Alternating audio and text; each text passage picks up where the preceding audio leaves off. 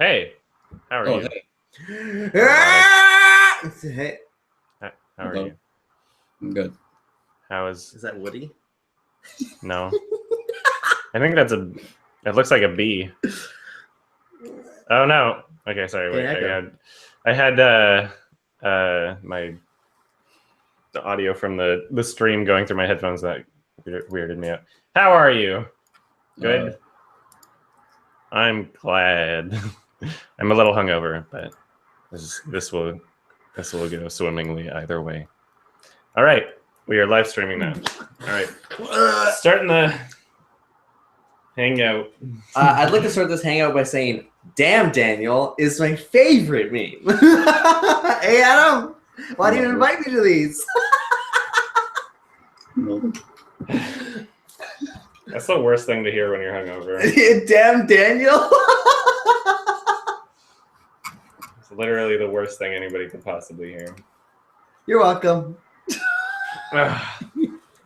I'm glad you're having fun. I'm gonna buy a pair of white Vans just so every time I walk around with you in public, I'll go, "Whoa, damn me, damn me."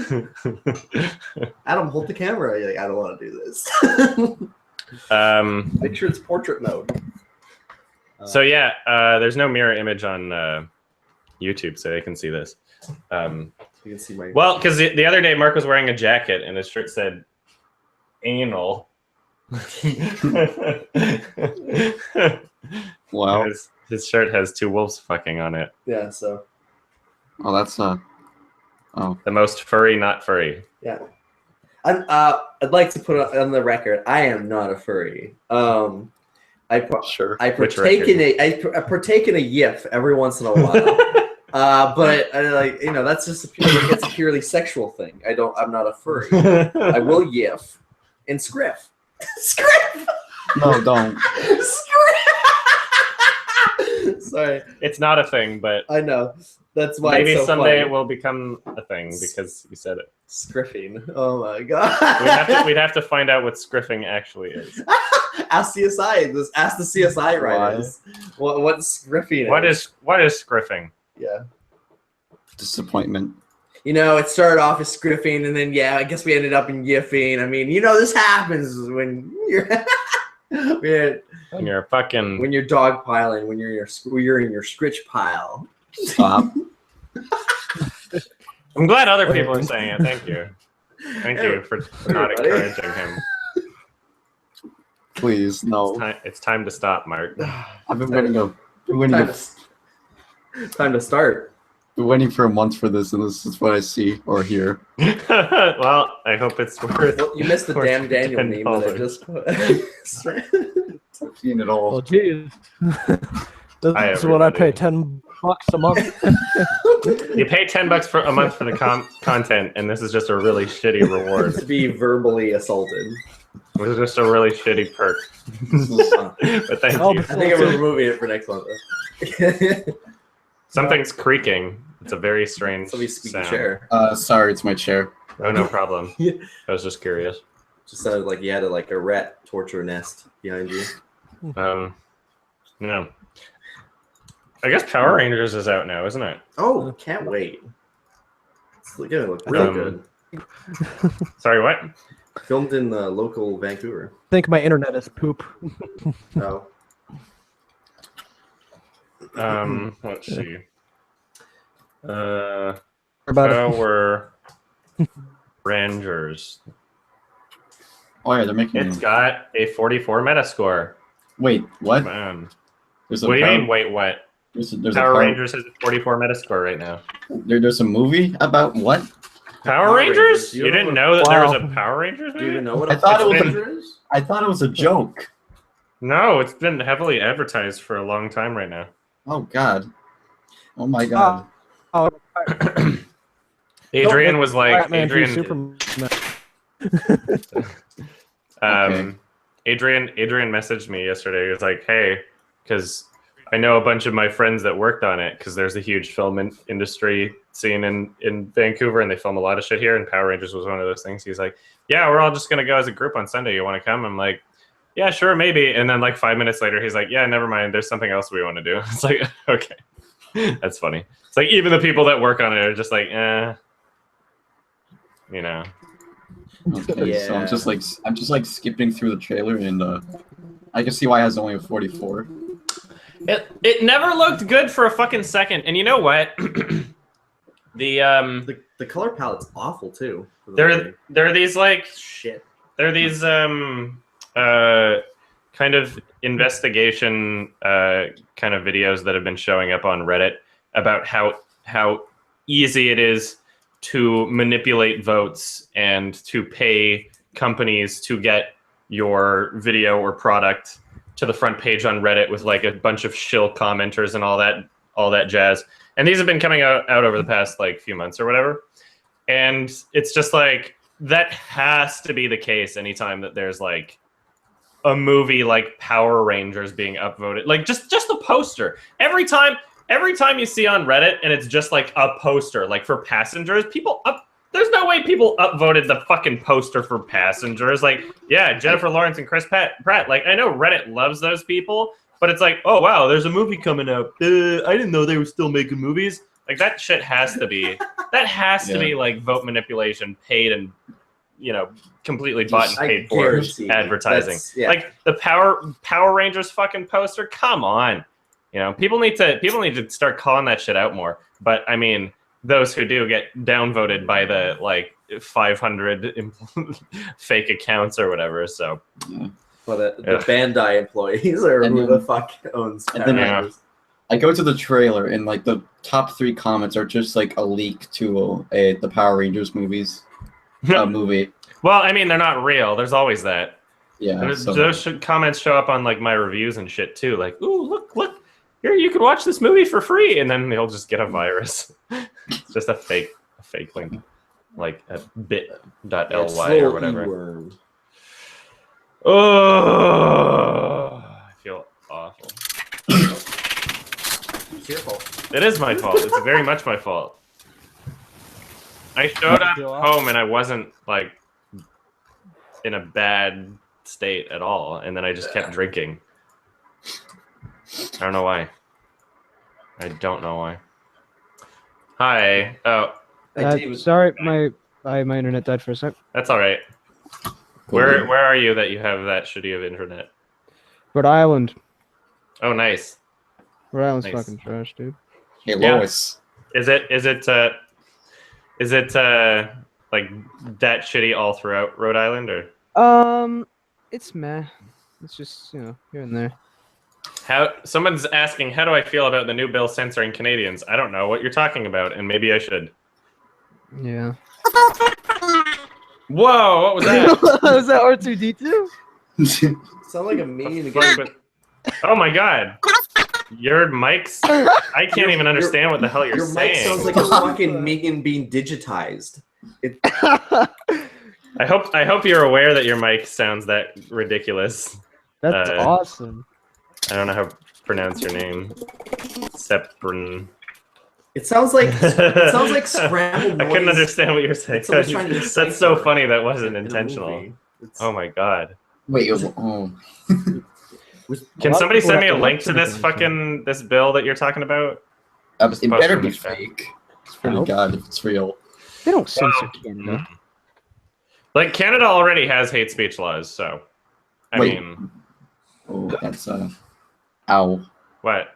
Well, that sounds. Well, I mean, I don't really agree with it, but I mean, it's not like, I don't know how many countries don't at this point. Like U.S. doesn't have hate speech laws, but I don't know if there are very many countries that don't. Sorry. Sorry, you cut out. I can't hear what you're saying. I said, does that... I heard you. I was about to hear what you were saying, and then you gave up. and then the mic keeps cutting out too. I don't know. Is it better now? Yes, that's much better. That was so funny. Yeah. We can actually hear you. Understand you now. Yeah. If your mic's having issues, you can always like type in the Google Hangout chat just right next to it. So Well, my PC is just dying, so. Adam, would you buy a fursuit? Would I buy a fursuit? I would love to buy a fursuit, but it would have to be good looking, and I've never seen a good looking horse fursuit. So never seen one. Is that the fucking B-movie poster in the background? Absolutely. Thank you. Welcome to the B-movie exhibit. We have Gary Benson, DreamWorks. Whoa! November 2nd. Hold on to your honey. Born to be wild. Stop. All right, I'm gonna click on the link for this. Honey just got funny. Actual writing on these posters. I'm not making this up. Canadian Parliament passes anti-Islamophobia motion. The motion calls on the government to quell the increasing public climate of hate and fear. What does that entail? Posted a day ago, the Canadian Parliament has passed a landmark anti-Islamophobia and religious discrimination motion that calls on politicians to condemn anti-Islamic behavior and rhetoric. The vote follows months of fierce debate in Canada, including protests from both the motion's supporters and detractors. Opponents argued the private member's motion, which calls on the government to condemn Islamophobia and all forms of systemic racism and religious discrimination, will limit free speech in a country and single out Islam for special treatment. Well, that's kind of true, isn't it? If it's Islam specifically and not just religion in general or lack thereof, I feel like that's kind of fucking stupid. Oh my God, there's an audio ad happening. Oh, fuck. This fucking website. Just kill it. I'm gonna open it in Chrome instead, where I have ad block. Fucking crap! How can it be legal to have an audio ad? That was awful. I know you guys couldn't hear it. Oh my God, that was fucking. I hate those. Why would you? How can you do that? Every time I hear it, I keep on fucking thinking I have like a virus or some shit. So I have like some bullshit. How can you do that? I have to like waste. How can you do that? I have to waste like 30. The independent. How can she sleep? Bullshit. Please all right. Independent, more like the sellout. Am I right? Ouch. Sorry. More like the can't be independent without ads. So the Justice League trailer. Oh, is there a new one? Wait, you can't be You don't serious. need audio ads though. You just have like normal human ads. The Justice League trailer? I didn't watch it. Did you watch it? No. No, I haven't. I'm gonna watch it right now, actually. Hold on. They gave me a pop-up saying, "We've noticed that you're using an ad blocker." Ha ha ha ha! Fuck yourself. Go fuck yourself. Yes, I'm using an ad blocker. Fuck you, independent. Yeah, bullshit. You're gonna use an audio ad and then go like, "You want to rape your ears?" There wasn't even like, let us. There wasn't even an option on the ad to mute it. Like, what the fuck? Why do I need this bullshit music on the ad? Fuck you, independent. Fuck yourself. Come on, Adam. I'm ad blocking you forever. Oh shit! Jesus Christ! What an asshole! Fuck you, independent. Fuck you, independent. It's raining on him. That's how mad we are. I hate ads. Where did my? There'd it go. Did you watch Logan? Yes, no. I did. Last Mark night. Did. You did? Yeah, you did, didn't you? Yeah, it was good. It was really good. I'm very surprised by how much I enjoyed that. It's yeah. It's somebody said it's one of the only superhero films that kind of holds up on its own. I'd agree, but also kind of disagree in that like the emotional weight of the movie kind of carries with the other films. Like you've gone if you've watched the other films, you've kind of gone on a journey with like Logan, I guess you could say. Excluding a few films. Well, I would say that the Logan is one of the best superhero movies because the only superhero movie that's ever made me feel anything besides laughter or joy. Yeah, goes farther. Yeah. It's like if you took away the fact that it was a superhero movie, if you took away like even the powers and stuff, I feel like there was a solid movie there. That doesn't even involve superheroes or fucking mutants or anything. It was like The Last of Us, but with just some mutant powers and shit. All right, I really thoroughly enjoyed it. I think I want to see it again actually before it's out of theaters. I watched it again, and after that, I had to go to the emergency room. It's unrelated. Oh my god! It was fun. It was a good movie. Speaking of superhero movies, I just finished the first minute of the Justice League trailer, and the big black cyborg robot man thing is the fakest shit I ever seen in a long time. Robot cyborg man. I guess I'll watch the trailer. I'm still going through that article too, but I don't even know their names honestly. So yeah, his name is literally Cyborg, which is funny. Wow. Most unoriginal. Like it's like, who are you? You supposed to be some sort of cyborg? Yes. This like. It worked in the cartoon. Yeah, exactly. It's it looks so bad. It looks weird when you bring it to life. Sometimes it's weird. It's too shiny for its own good. It's every single effect I could tell is either is CGI completely, and that's usually not a good thing when that's your first trailer. Yeah. There are some effects that I'll say that end up being more polished in the finished product. There's plenty of like trailers that had like I wouldn't even say half finished, but not polished CGI. And sometimes they just need to get that trailer out. And like effects are the last thing they're doing on the film. So I would say that, but also like release something that looks finished. Like fuck off. Like if it looks terrible, what are you doing? The Power Rangers trailer looks so fake. It looks so good. So this is not a law that was passed. It's a motion that was basically just an opinion being stated by the House. The government will not be bound to adopt a specific policy or course of action. So it's possible that it could become a bill or a law, but right now it isn't. So it's just a motion. I wonder which what is very strange, but whatever. I wonder what the definition, what qualifies as Islamophobic speech. Like what? Yeah, I would love to be a fucking martyr that goes to jail for sending a tweet that says Islam is not good. I would if that becomes law, I'd just send a fucking tweet and go to jail. That would be so funny. I would be such a martyr. The other day, I jokingly tweeted at my friend. I said, "Fuck you," like a joke. Yeah. My account got temporarily banned. That's funny. All I did was tweet out "fuck you." This is one of the fucking leave Twitter tweet 888. Twitter is slowly getting worse.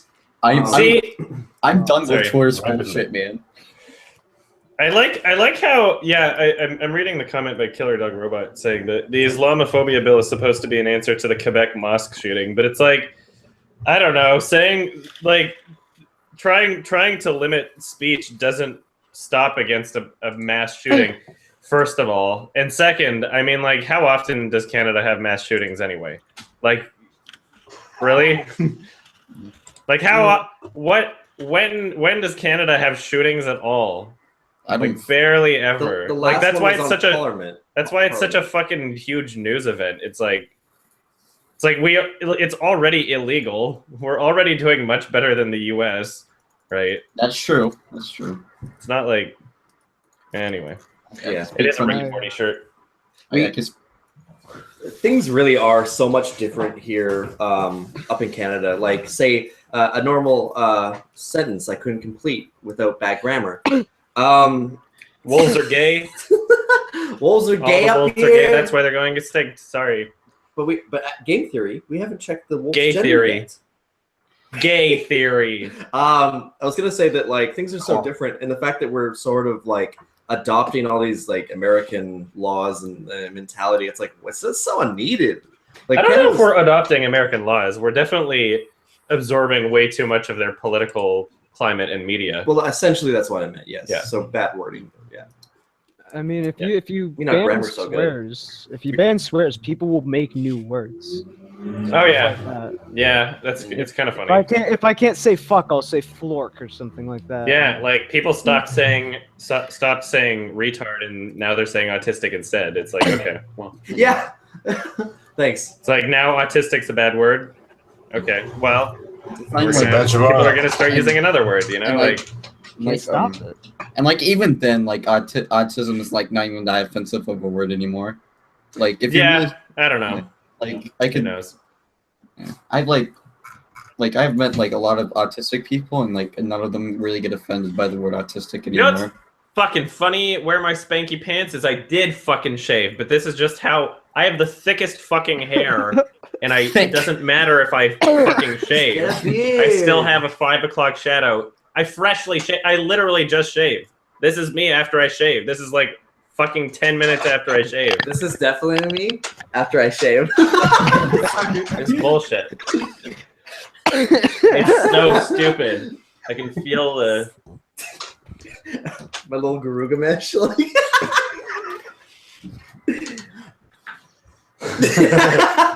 the head whip. He like literally head whips, and he comes out of nowhere. He comes out of a Garuga mesh. Garuga mesh. Like holy, and he's like, "Yeah, I did it." What a weird name. He was so proud of himself. So Adam, yes. What do you think about The Jungle Book winning Best Visual Effects? I think I gave my one-word thought on that in the Adam and Merc Oscars video when I said, "Come on, Kubo," and then I just said, "Fuck." I don't get The Jungle Book winning. It looks fake as shit to me. Kubo undoubtedly had better visual effects. Well, yeah, well, like and people was don't more of an consider overall them. achievement. But the Academy doesn't really ever recognize or care about animated films unless they come from Disney. So, Moonlight. Well, the thing is, like, Kubo doesn't look like visual effects, really, because, like, what people usually associate with visual effects is visual effects. Well, yeah, but, like, people... It was an overwhelming visual effects achievement. Yeah, it is, but, like, the general audience, when they the Academy's dumb. Visual effects, they think... Well, I mean, so it got a nomination. Yeah. So clearly they have to admit that there's something there. I mean, like, Kubo definitely had a whole Oscars push. Oh yeah. Like they definitely had all those behind the scenes like YouTube videos about like, oh yeah, we actually built this huge fucking thing. Kubo's behind the scenes are amazing. Oh yeah, it's all pretty cool. Yeah. Yeah. People just I don't know. I feel like they worked a lot harder on the visuals on that one and they looked better. The best visual effects are the ones you don't notice. Yeah. I mean, and I noticed a lot of the ones in Jungle Book. It's like I feel like most Disney movies, like they're trying to push for like remakes, should like just be kept as animated, like films. Yeah. Well, I mean, if people buy something, Disney will keep doing it until it's so oversaturated that everybody kills themselves. Well, right? Especially like the Jungle Book, because like I don't want. I haven't even seen the new one, but I want to. Like, I don't want to see I don't want to see a realistic, well, quote unquote, realistic bear talking to this small kid. That's fucking terrifying. Well, I'm just gonna see it for the fucking panther, and that's it. I can't believe Suicide Squad Oscar. Oh yeah, it was pretty funny. Like it's. I feel like I feel like it only won because like because like if they didn't, like there would be some like massive like outrage or something. You know what? I mean, I don't know if I can say that the Academy didn't genuinely vote for it because every time that they vote for something that's effects related, you know, like makeup and whatnot, they don't necessarily vote for like the best looking or the best final product or whatever. They always vote for like the most, you know? So it's like Hacksaw Ridge because it had the most editing, you know? Like most. Yeah, whenever something's like really fucking obvious. Whenever something's like, this is the Academy we're talking about. How many of them do you think have ever edited a movie or done makeup? Like how many of these people do you think actually did that shit? They look at the movie and they're like, that had lots of makeup. That had lots of editing. Like this is the word editing or makeup is one that I would associate with this film. They have no idea what the fuck they're voting for. Like this, every time the fucking sound design ones go to the one with the most. Also, you know, they always go to like, ooh, this one had a lot of explosion sounds. Yeah. You know, like they don't know what the fuck they're talking about.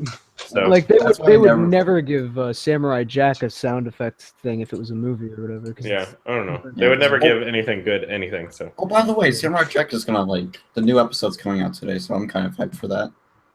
Have you been watching Samurai Jack, anyone? No, I haven't. I am right now. I'm catching up. It's really good. I've heard that. I've heard everybody saying it's like really good. Yeah. And I would like to see it because it's Sam Jack. Come on, Sam Jackson. Guys. Sam Jackson. I've had it. Oh, speaking of which, I gotta remind myself to buy the Blu-ray of Afro Samurai. Oh, it has a Blu-ray? Yeah. Cool. I have the DVD, but sorry. I got the Black Dynamite TV show Blu-ray. I should watch it. From what I've seen, it's pretty good. Yeah, I actually enjoyed it. Yeah. Some guys who did Boondocks animated. Yeah, that's good animation. I like their style. Hey. They draw black people very well. That's pretty good. That's pretty good.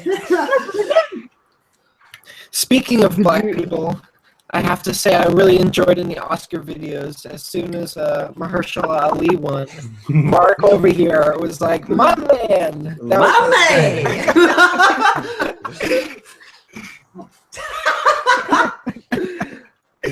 I did want him to win. I'll admit. No, I'm glad you won. But yeah. I know my reaction. It's like when Hillary Clinton I think you said my boy. went to like Arkansas, and all of a sudden she adopted this fucking Arkansas accent. She's like, well, you know how I am. It's like, it's like fresh out of jail. Yeah. Oh, Hillary She's Clinton. a lizard. Yeah. She was adapting to her environment. She's a lizard. Hillary Clinton, man. Yeah, as soon as Mahershala... Stop doing that. As soon as Mahershala Ali won, I was just like, my man! Oh, my God. So, that's it. Goodbye. Oh, man.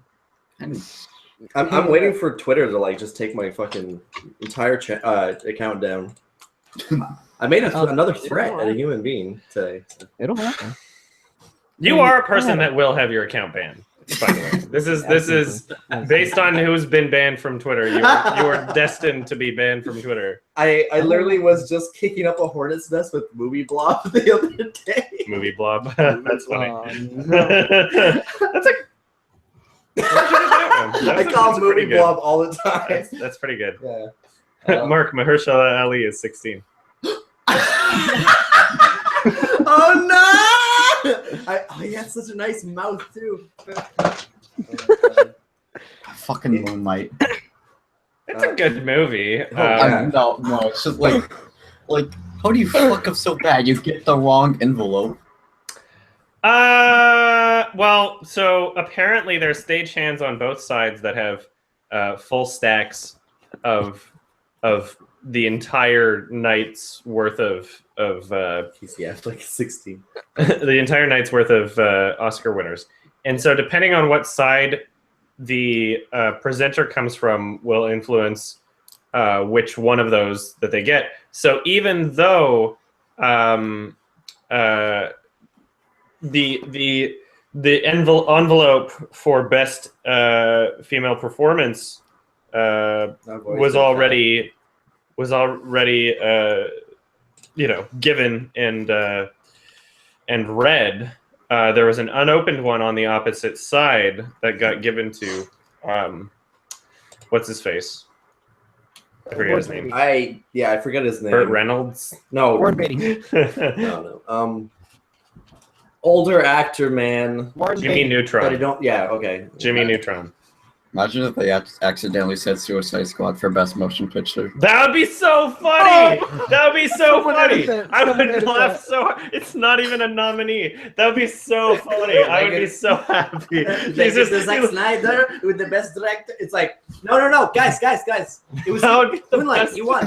That would be the best twist. That would be the It's like not even nominated. He hands her the card like, look at this. She's like, Suicide Squad. Everybody claps. Like, you know what's funny? Everybody blames the old man, but he was like very unsure, and he handed it to her, and she went, La La Land, like I think 2 seconds, and yet everybody was like, "Oh, what a piece of shit! What an asshole!" That's pretty funny. Do you think if they would have called Suicide Squad, those producers would have just stayed on stage and refused to get off? Honestly. I mean, it was really nice of the La La Land. It wasn't even nominated. I don't know. Man, I feel so bad for both parties because it's like your whole big night has been ruined now. It was really awkward. It was really bad. The director, I forget his name of La La Land. Jimmy Neutron. Yes, Jimmy Neutron.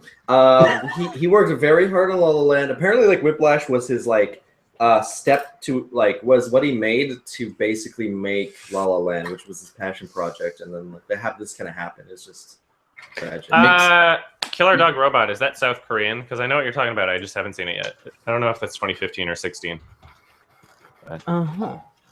Hey, he's talking about Tiger and Old Hunter's Tale. TALE. Shout out to my man.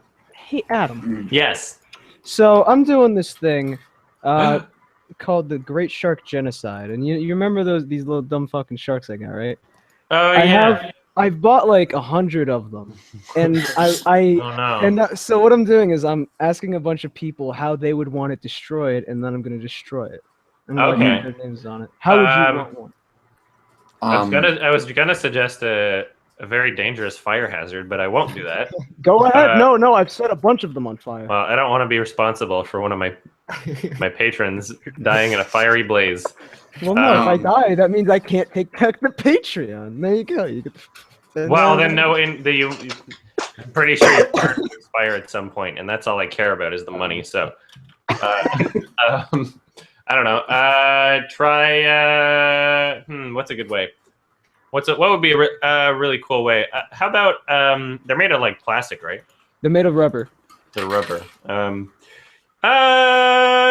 It would be cool to like watch one melt, but I don't know if like setting it on fire is the best way to do it. What do you have? What? I've already set like tons on fire. I've set like 30 of them. No, I know, but I mean, like, do you have? I want to if like instead of igniting it. If it was just like heated up and you watched it like melt in a frying pan or something, that would be cool. I don't know. Doable. But don't inhale the fumes. Melt it. Be very careful with the fumes. I will be. That's all I'm saying. Be in a well ventilated area. Okay, I'll do it outside. Have like fire extinguishing precautions ready. Is all I'm gonna say. Sure. I don't want this to be done dangerously. Don't worry. I'll take all. You're doing this on your own volition. This is not because of me. I'll be like is it a good idea to microwave these guys? Fucking super ventilation and shit. Man. Can I have a suggestion? Yes. For how to destroy those whatever they are? Yes, absolutely.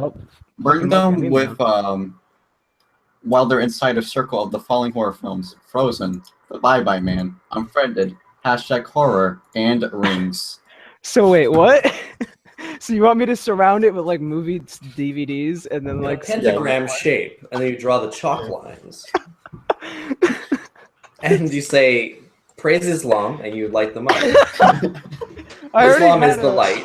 I already had. I wonder if that would be. I wonder if like ironic hate speech against Islam, if that was ever turned into a law.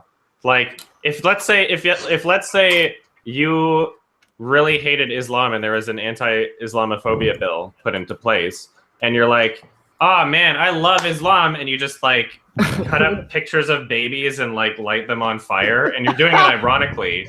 But how could they actually get you under that law if you're like, no, I said I love Islam. Mm-hmm. Like, by sheer technicality, you know, if we're going to court over this, I didn't say anything wrong, you know? And if let's say under that law, if they're trying to punish someone for being ironic and making Islam look bad while saying good things about Islam, then by that same definition, should they also not punish every imam that says negative things in the mosque? By negative, I mean like if they're gonna say like, oh yeah, gay people suck, praise Allah. Like, would that not also be technically the same thing?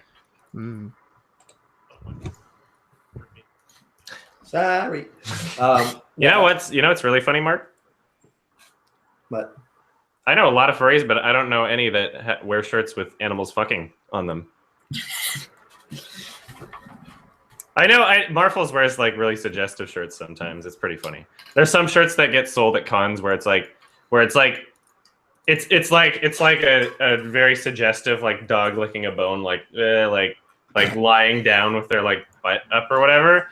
And it's like what's so funny about it is you look at that and you're like, okay, well this is the type of shirt that's like only appropriate if you're like actually at a furry convention. But Marfels wears it to like work. He wears it everywhere. It's so funny. I wore this to the movies in public. I was like, check please, me over here with the shirt. Check my shirt, please. Check it. Hey, can you look at this for a second? Touch me. Right back. It'll still work. I'll be right back. Anal. Life was awful. Yeah, that's what they should put on my gravestone. 5 out of 10. Life very average. I'm making a quickie for it. That should be like your very last film, your movie select review. Man, life sucks. Good night, sweet prince. Can we? So, has anybody seen it? Life? Is anybody going to see it? It's only been out a day. I know. I would have probably gone to see it, but after the reviews, I kind of doubt it. Yeah. It's kind of what happened It is in transit annoying. to the theater. It's like, we were like, yeah, we'll see this. And then Adam was looking up reviews. He's like, this is going to be shitty. Wait, what movie we were talking about? Life. Oh, Jake Gyllenhaal screaming in space. Oh my. I thought you were joking about like, oh my god. Now I feel like a fucking idiot, honestly. Does anybody care if I talk about it at all? Like, you know what? Go ahead. Because there's like, I'm trying to. Can we spoil life a little bit for you? Spoiler alert! You die. Because I'm like, I'm trying to fact check myself, and I should have a video later today, hopefully, if all goes well. I'm trying to fact check myself on some of the points I'm making, and there's something like, if anybody can just explain how the fuck this makes sense. This isn't really like. I'm not going to talk about the ending. Like, if you think it's a spoiler that there's an alien and they try to not have it kill them, and it keeps getting in situations where they're killing people, like, that's not really a spoiler. But anyway, there's a part where they get it out of the ship, and it's like, okay, well, this is like, that's it. 25 minutes through the movie, like. Oh. You know, so clearly it's going to get back in somehow, and so they're like, man, I'm glad it's out of the ship. But how could it get back in? And they're like, the thrusters. It's gonna get in through the thrusters, and so then they're like, well, we can just ignite each thruster as it tries to go in, and we'll know which one it's going in because we can check the temperature levels of the thrusters. And so if it goes down, we know that the alien's trying to get in, which is very strange. Why is the alien cold? Did they explain that? Yeah, I don't understand how that makes sense at all. What are we talking about? It's Life. We're talking about the movie Life and just how stupid it is. And so then you know, it tries to get in one thruster, and they're like for a second and a half. Tries to get into through another thruster, a second and a half. They do it 3 times, and they say, "We're out of fuel." The International Space Station is out of fuel, and they say, "No, it's because we used all of our fuel on this other mission that happened before the film started." So basically, they're like, "Oh man, but if we don't have any fuel, then we're gonna lose altitude in the orbit, and we'll come crashing down, and this thing will destroy the Earth." Or whatever, and so then basically they just allow it to get back inside the ship because they have no way to prevent this, and so then the alien's back inside the ship, and immediately what their first plan of action is to try and figure out where it is and basically section it off. Quarantine the rest of the ship, so they can flood.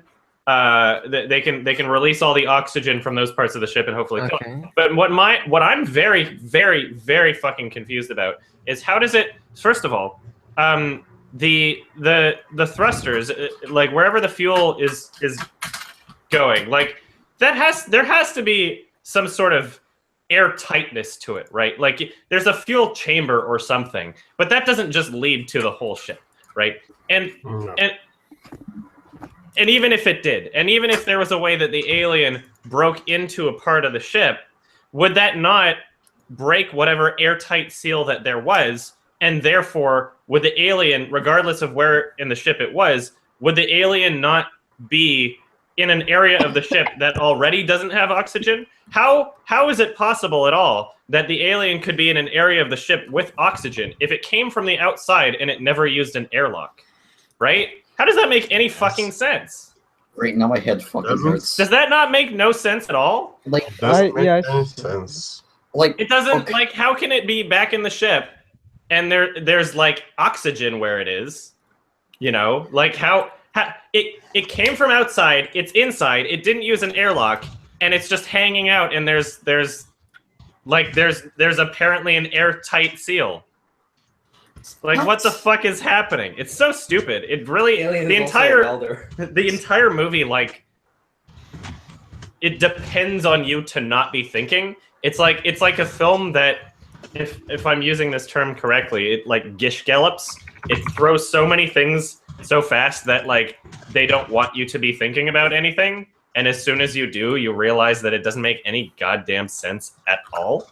So that's kind of where I'm at in the review, and I think it's going to be a little long. It might be one of those like reviews that are using trailer footage but not really a quickie sort of thing, because it's pretty fucking dumb, and I don't know, like there might be some things that I get like a little factually wrong because I'm not like an astronaut, but I don't think that makes any sense. Can anybody explain to me how the fuck that would make any sense? Maybe that's the audience of the movie. Doesn't. Maybe it was made for astronauts because they know how it works. Oh yeah, yeah. Mm-hmm.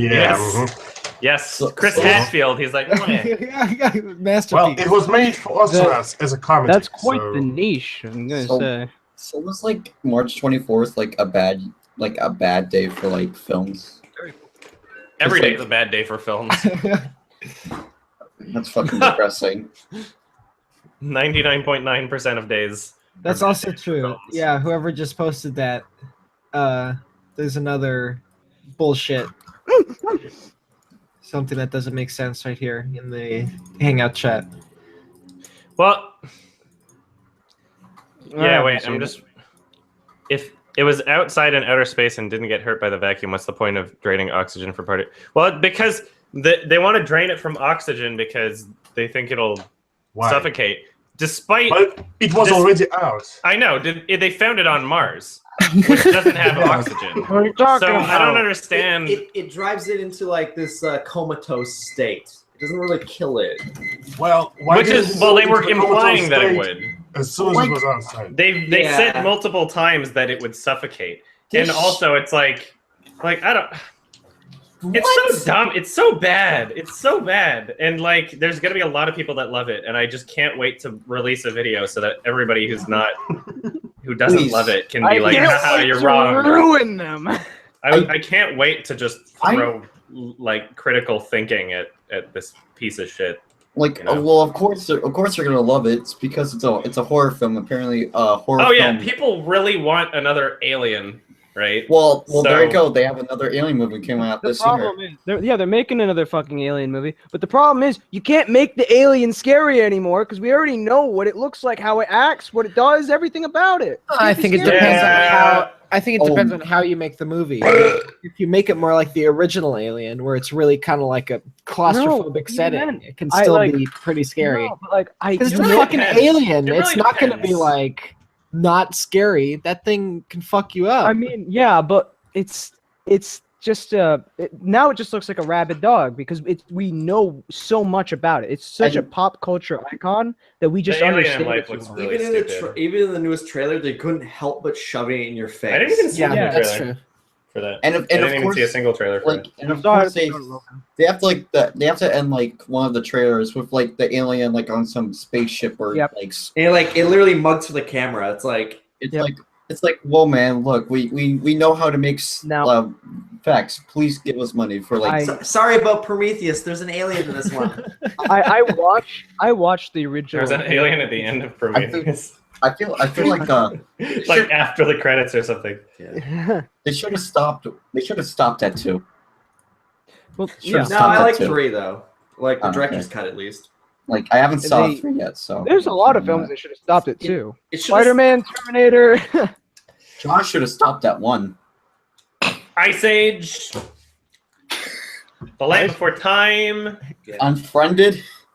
No, I watched the original Alien the other day, for like the first, like a month ago or 2, but for the first time, and I wasn't really scared by it. But I saw that I could appreciate the filmmaking of it, but I wasn't scared by it. It's a good like for its time movie, and I know a lot of people like love it to pieces. I think it's pretty good. Would you say it's scary for its time? I wasn't scared by it even when I was a little baby. But I mean, I think it introduced a lot of really cool and interesting ideas. I think the psychological horror aspect of the universe and the creature and what it can do and what it's capable of was a lot scarier than the presentation. Because I mean, like, yeah, they hit it a lot, and that was really cool.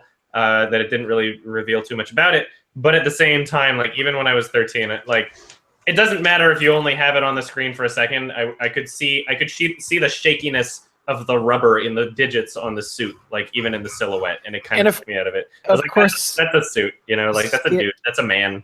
Of course, scary is subjective from person to person. So. Yeah. Well, personally, I find like that a person himself, like a person that has mental problems, a lot more scarier than alien or whatever. I'm a scary man. Oh shit! I'm a scary man. I spook you. It'll hold you down and spook you. well, yeah, because the human is smart, and even someone like that, with a mental problem, they can outsmart you or trick you. But an alien is just like I'm a trickster, basically. Like, who goes into a mental ward is just like, oh god. It's like the thing is, like, I feel like a horror film done right, mind you, had zero music, or at the very least had hardly any music and used it sparingly, but it worked a lot better than let's say I'm trying to come up with a good name of a horror film. Some of my favorite horror films have a lot of really good music in it. Back to the Future. It just depends. Under the Skin. It Follows. The Thing. The Thing. Yeah. There's tons of like great music in horror films, but what I would say is don't do fucking music cue jump scares.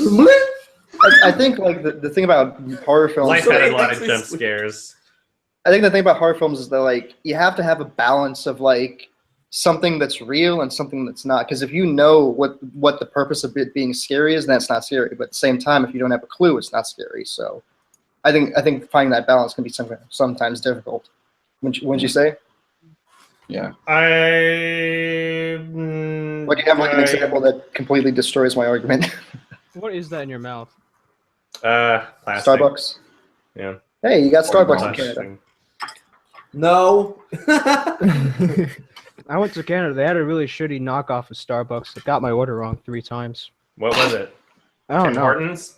Yeah, I don't fucking know what it was. They got my order wrong like 3 times. I just wanted to make an egg and cheese, and they gave me. It was a Justin Trudeau owned chain called Star Cucks. Star Sucks. Sorry.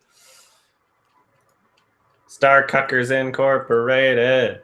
Oh my god, it's pizza bites. Sorry, pizza is Pizza Pops? Pizza babies? Oh, it's a pizza. It's so skinny. Totinos! Can you send me one? I've never had them. I don't know if they exist in Canada. I've never seen them. You should get them. They're pretty good. I want them because Tim and Eric made a really good song, and I want to sing it every night. Speaking of Totinos, Adam, did you see that Tim and Eric are going on tour for the 10th anniversary? Well, I already got tickets. Yes. Oh, are they coming to? I wasn't sure if they're doing Vancouver, yes. International, yeah. Well, I mean, whenever there's an American tour, That's it's true, like America and then maybe like 2 cities in Canada, just because it's like, Vancouver's 3 hours away from Seattle. Like, why would you not come to Vancouver? It's America enough, yeah. I mean, like, yeah, the crossing the border might be a bit of a pain and like the whole tax thing, but like you know, you're still making money. You're still, you know, selling to, you know, another audience. I am a true Totinos boy. Fuck! I want those now. God damn it. Well, Rogue for Hire. I don't know how you can be impressed by a fucking teaser. Speaking of horror movies, anybody catch the Belko Experiment? No. What's that? Belko? The Belko Experiment. It's the new movie written by James Gunn. Yeah. Adam, I got something for you right here. Yes. On Amazon. I'll post it. I got something for you here on Amazon. I'll post what is it? The Hangout chat. You'll see. You post the. Let's see. Amazon.com. Totinos. They deliver that shit in. Oh, it's $97 fucking dollars, and it does not ship to Canada. It does not ship to Canada, and it's $97 for 44.5 ounces. What the fuck? Of Totinos pepperoni pizza rolls. I didn't even know you could buy like frozen food on Amazon US. Yeah, you'd be surprised what you could get from Amazon. I really, you know, like the only thing that I don't want to live in the US because I think it's a shitty country. But I mean, in terms of just being a consumer whore, I wish that Canada would just catch up. You know. Yeah, Adam, I got something for you right there. That's on Amazon Canada. What is what? What is this? Okay. That's just the Amazon one. Hot Wheels Pop Culture Totinos 77 pack and racer. That ships to Canada. It does, but I mean, you can get. I don't want it. Stickers. I want a fucking pizza roll. Amazon, you can buy like chocolate and ship off Amazon, and they ship it in like a cooling instant box. classic. There was a one year I went to. Thank PAX. you. Sorry. I went to PAX East classic. and I was at the door waiting to go in, and I made a bet with my friend. I said, I guarantee you there's someone here dressed up as a fucking pizza roll. And the whole day, he was doubting me, and I found him. His jaw fucking hit the floor. That's funny. Two things. Miss Toxic commented and said, Adam, did you know that Light's last name Yagami is I'm a gay backwards? That's pretty good. Second thing, I went to Midwest Fur Fest last year. MFF in Chicago, and there was a Kraft Punk cosplayer. It was so good. It was so good. I found Kraft Punk, and I got a picture of it.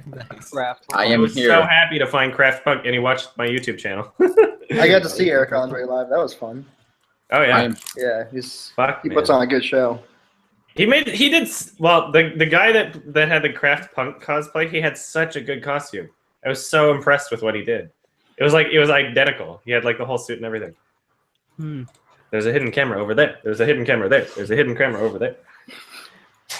So, Neil Breen's new film, Twisted. I see you donated like $200. Was it? Yes. Wait. It was better than buying a Nintendo Switch. I think.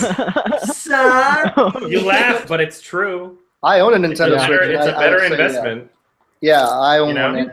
I would rather see $200 more go into art, like genius, that I will be sure to get my $200 worth just by watching over and over again. I would rather do that than buy a Nintendo Switch. So, who killed Captain Alex? Do you think he'll reach his 50,000 goal? No, he didn't. Well, you know what though? Okay, let's see how he's doing right now because he's already surpassed what he had for his last film. His last film had an Indiegogo page, right? Yeah. Twisted GoFundMe. Right now he has around $4,000. I love that when he started the video was called the Indiegogo campaign. And oh yeah, it's so funny. And it wasn't on Indiegogo. And he didn't have a link. Adorable. He's just such a funny man. But yeah, I mean, you know what? I think part of the reason why he's on GoFundMe is because he can just have it going perpetually and never end the campaign. Yeah. I'm pretty sure that's why. Because there's no limit on it, I don't think. Top donation is $1,000 by Alex Peacock with the comment saying, Fateful Findings was okay, I guess. Second highest donation is $500 from Edmund McMillan, the creator of Super Meat Boy. What? Yeah, Edmund McMillan. $500 from him. And then the third highest donation is me. $200 with comment saying, my boy, in all caps. My boy. It's spelled B-O-I. My boy. Mahershala Ali working on this movie? Sorry? What? Mahershala Ali working on this movie, dude? Oh, he better be. Mommy! I want someone to give New Breen an Avengers budget. One day. I want pizza rolls. Mark, did you come Yeah, to Calgary recently? Yes, I did, but you pizza. probably haven't seen me. Fuck you. Wow. Who Killed Captain Alex Jones is my favorite film of the year. Get some What is this? 2008. What is this thing you linked for Discord? The Discord image. I don't know what that is, but okay. Follow me on SoundCloud. I like how I Hate Everything reviewed Who Killed Captain Alex No. because his name's Alex, I think. Who killed Who killed him? the guy, the director, the guy who made the movie? He's honestly like What? Like the guy is actually pretty fucking inspirational for how Is much he? Is it a Ugandan film? Yes. Like, Yes. Yeah, that's what makes it. Uganda Fist, is a Uganda. country that would kill me if I went That's there also because true. I'm a gay boy. The poo-poo. Like ice cream. Did you see I'm Alex? Not I'm Alex. Fucking I Hate Everything. He got a letter from the people who made it, and they don't speak English too well. And he said, "We would love to kill you." Yes, that's so good. That's so good. Well, I mean, movie. the UK isn't that far away. What if they killed Captain Alex? They already suspended his Google account at one point. What? Why? I don't know. It's Like you- community guidelines takedown or whatever or something? Like I don't yeah, know. like I Hate Everything guys. Oh suspended Yeah, he was locked yeah, out of his yeah, and account now for, he's like, back a or week something. almost. Like that was weird. That's so funny. Yeah, I wouldn't. I don't know. I haven't even seen the video. Maybe it's hilarious, but I kind of like. I don't know if a Ugandan film is worth touching. You know, I don't know if it's worth doing a video on. I would do a video on it. You know? It's pretty fucking hysterical. I've seen it. It's pretty funny. They have like a handful of films now, right? Oh yeah, I've seen some of them on YouTube. Leaky Wood, I think it's called. Yeah. But the movie proved to me that everyone in Uganda knows kung fu. It's pretty cool. God damn it. So we just said racist. Do you deny it? I think Merc is more Mark? hip with the kids than Adam. It's true. He knows all the things. I know all the memes I'm in. I don't know if I agree with that. Every time Mark tries to tell me something that happened on the internet, I'm like, yeah, I saw it. No, that's not true. It's very There's just true. plenty of times you're like, you don't know what the hell's going on. Well, that's because you can't talk good. Because Because you're dumb. Oh, I've seen Wow. I've seen you ask about the Animal Collective. I don't know, feels. There you go. I don't know if that's the same conversation. Let's see. That was the wrong chat. Someone's tweet. I was reading some Let's see Guys, what don't this mean is. for that. Oh, shark genocide. Yeah. Okay, I'm nice. gonna be right back. That was Sure. Making my way downtown. Oh, okay. She's playing in Vancouver, Vanessa Carlton, April 7th. You go. In a I'll very be there. small venue for like $25. But, I mean, she has one song, so Ooh. I just hope she plays it for like 3 hours. If she just plays the whole song, like, Just over and over and over and over and over again, and writes like a really sick guitar solo. She plays some. She busts into Rush. She like opens up the top of her piano and she says, "Surprise! There was a guitar in here the whole time." Whoa. Nah. Sorry. Okay. I can't look at the title Rogue One without thinking Rogue One. Rogue One. Rogue One, my brethren. There's a Rastafari in it too. Played by the last Scotsman, last King of Scotland. I haven't listened to the new fresh Gorilla tracks yet, but I listened to Hallelujah Money when Trump got elected, and it was not great. But I would like to listen to the new ones. Yeah, they're okay. What is Hallelujah Money like? It's not good. It's just a song about like wealth and fame taking over control, and like, don't worry, things get better. The word song is debatable, but wow, harsh. ouch. Take that, musicians that have been doing a lot better than me. Like they released 4 tracks, and like the only one I like is Andromeda. Andromeda is really good. Andromeda is like definitely like more classic Gorillaz. But how are their facial animations? 2002. Only one of them has a actual music video. They're actually really good. Spirit's House is fuck! You know what I should do for a music video? I should get one of those like colonoscopy cameras and then just show the inside of my butt. And green screen yourself in, and you're like, just like Cool Cat, yeah. For that music video for Fragments. Actually, I'm not gonna lie, Thundercat already did that. Yeah, for Tron. Yeah, it's Eric Andre. That's pretty good. Oh fuck! I would love to show the inside of my butt on YouTube. It's a great idea, but Eric Andre beat you to it. Sorry. What is acetone? Acetone? I don't know. Yeah. Forget. Something. Chemical. Yeah. Forget, really. Adam, have you ever made soundtrack music? Like instrument, just like. On GarageBand for the video on my abandoned YouTube channel, Dark Ocean Films, called Black Pie. Yeah, didn't you make music like a couple of years ago and put it on Rock Band? Yes. Yeah. The music was created in 2009 and released very early 2010. Yeah.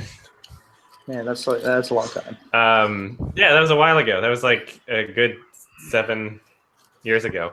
But I'm making new music, and I can't wait. And there's also the Blondie album that's doing a cover of one of my songs from one of the Rock Band songs. The new Blondie album. So Debbie Harry. I actually discovered you through your. You discovered me through my music, is what you said? Your mic cut out a little. Your mic is done. Yep. But that's cool. The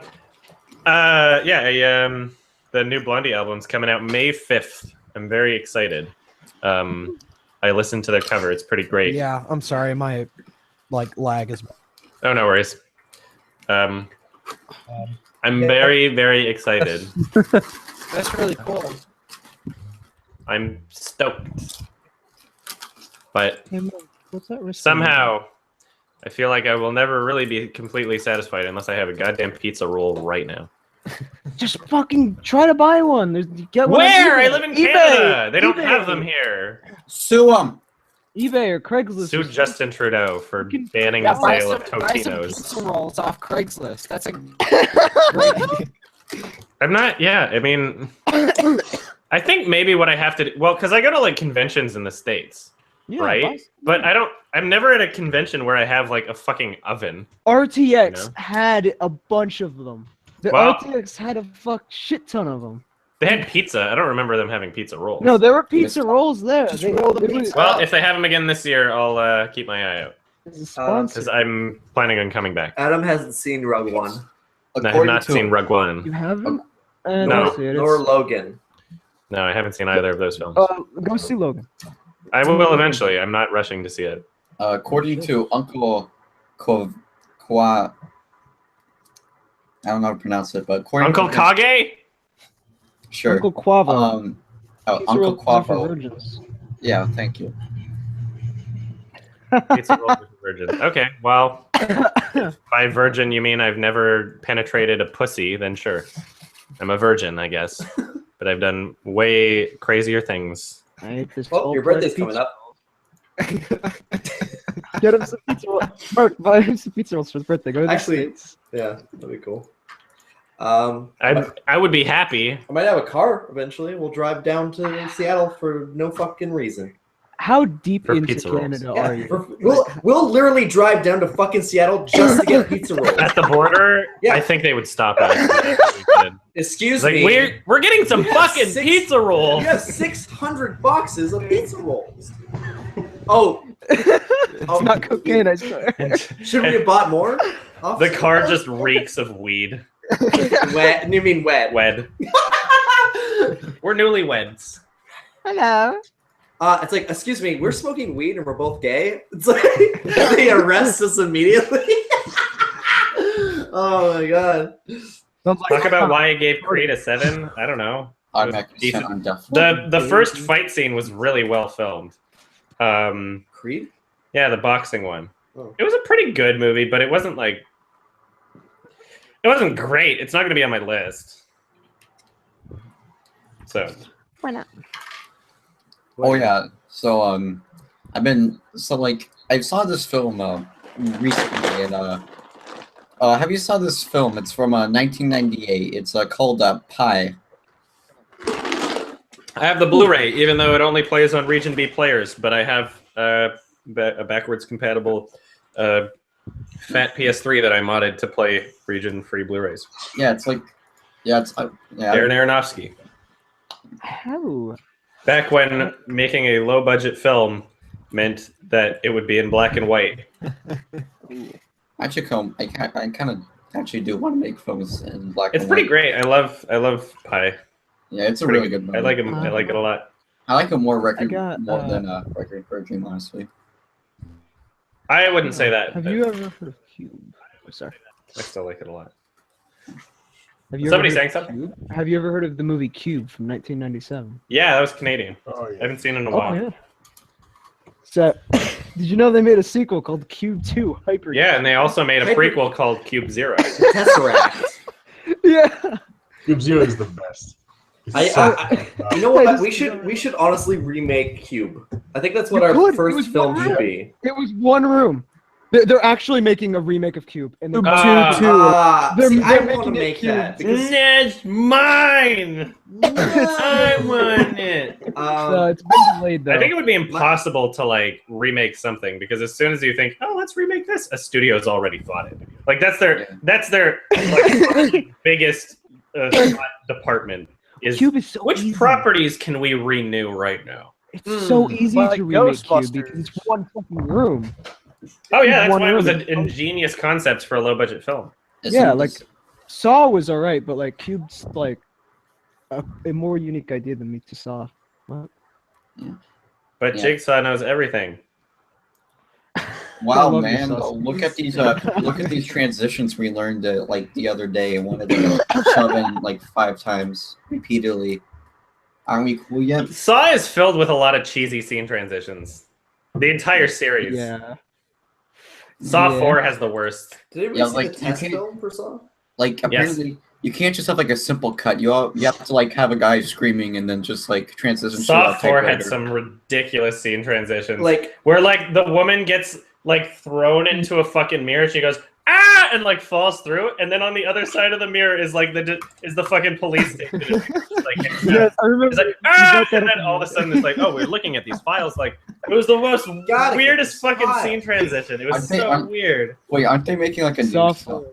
Aren't they making a new one at one point? I hope that it just picks up right where it left off and expects every audience member to be fully informed on the chronology of all 7 Saw films. That would make me so happy. I think that's what they do. I want it to be the most confusing movie ever made. I want it. It's just like in one scene, like the guy's fucking back from the dead, but like the other scene, he's just like just to say he's like already dead. So it's just like, oh, if they bring back Jigsaw from the dead and have it and say like, surprise, like I never died. That was my twin brother. No. Oh my god. No, it's not even like the actual actor. It's just like some crappy. If he had a twin brother, that would be so good. Sometimes I try to call these things by thinking of what the stupidest thing that could possibly happen would be, and then sometimes it happens. Like Until Dawn, it happened. The movie Life, it happened, but I won't spoil it. Yeah, man. I'm itching for a new Saw film. I want to know what the progress on that shit is. What was the thing in Until Dawn? Well, we joked at the. Well, I mean, we don't want to spoil it. Yeah, it's actually a watch the game. playthrough. Yeah, so. watch our playthrough. Yeah, we made some jokes throughout the game that turned out to be completely accurate. I'll say this: in part 2, we guessed the entire plot of the game, and it happens. In part 2, we're technically like 20 minutes into the game. We haven't even gotten to like the cabin in the woods yet. We step foot into the cabin. We're like, this is probably gonna happen, and it fucking does.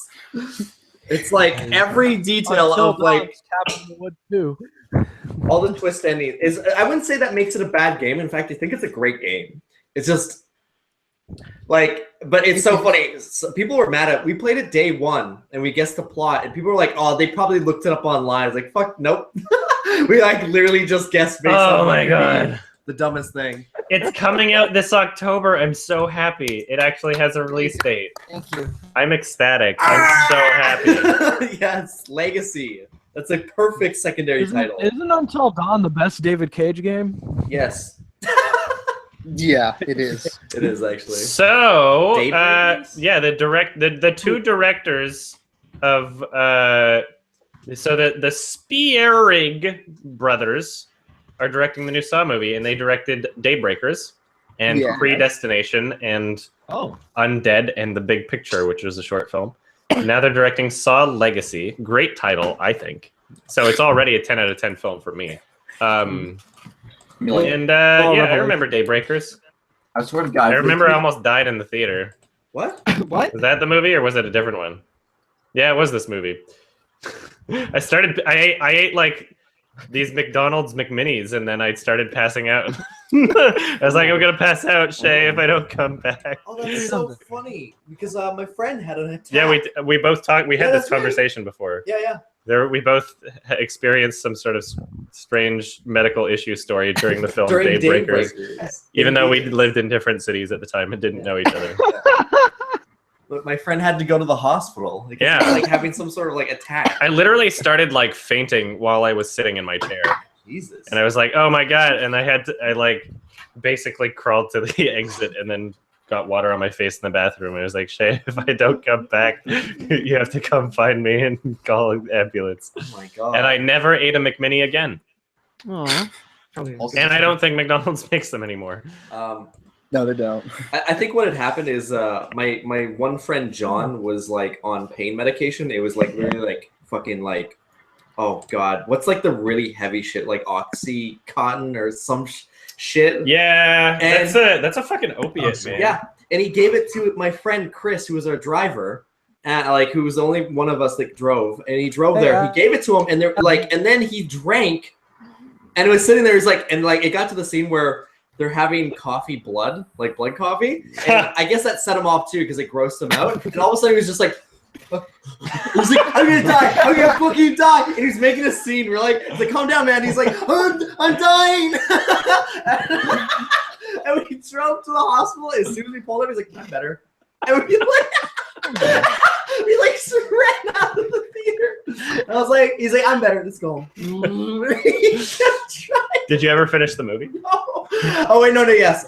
Years later, at that same guy who had an attack at his house when I moved in with him, and it just happened to be playing, and I sat down and caught the rest of the movie. And he avoided it because I guess the blood coffee thing set him off. It like grossed him out so much. I don't remember what scene I started passing out. Yeah, that's insane. Holy God. Well, I haven't seen Daybreakers, but Predestination I really like. So I guess have they directed any other horror? It was made on the cheap, which I found impressive. Yeah. It was made with a fucking tiny budget. I was surprised because it doesn't look like that. It looks like a big. That was my burp. It's not a midnight movie. I inhaled through my stomach and exhaled through my stomach. Actually sounded like an alien monster. I am. I had something that I thought was really funny over the weekend. So I went to see Kong. Ooh. And, Mark saw it. I didn't. It's like a 4 out of 10 at best. I enjoyed myself, but it was very late at night and I was tired and more easily entertained. Oh, go ahead. You have to admit that John C. Reilly in that movie was extremely funny. So the thing is, you know, people were already saying that his character was very similar to Steve Brule. But what set it off is that when they showed the back of his jacket in the movie, The bomber jacket. it says "Good for your health" on it. What? So, yeah. That's so funny. That sounds good. He plays like Dr. Steve Brule if he was born in like 1930s. born in like 1900 and like joined the war or something. Oh, it's a Kong. Oh, fuck off. I get it. Stupid. Yeah, good for your health. That's pretty good. That's hilarious. Yeah, he's just like a World War II Dr. Steve Brule who's got a big beard and is like crazy. You know, the only reason they made Kong was just so they could do King Kong versus Godzilla. Yes. Well, Yes. of course. I mean, That's literally the only reason. because The other really interesting thing about Kong is the director's last film And his only other big film was The Kings of Summer. Oh, That, but that's prophecy has been fulfilled. Very different movie. The Kings of Con. The Kings of Comedy. Kings of Disappointment. I didn't watch it, so I won't be disappointed. Like I saw the comic film, and I thought so everyone's saying it's good, but it's I'd say it's alright. Who's saying it's good? What? Kong? I enjoyed it, but it's trash. It looks like disposable at the most. Like a lot of friends around me who saw the film say it's good, but it's not. Drink every time they play a song from the 70s. Yeah, you'll die. You'll die 20 minutes into the film. It is obnoxious. Somebody's like, man, we almost got killed. Here's some Clearwater revival. It's like, it's good for the same reason Suicide Squad is good, you know. Almost left. Can somebody does anybody have the ability to explain to me why people like Olivier Assayas films? I don't fucking know. Who's that? Clouds of Sils Maria, Personal Shopper. I actually wanted to ask you about that, Adam. What was your problems with Personal Shopper? Because everyone else is like, it's great, and you're like, no, it's fucking garbage. Did you watch it?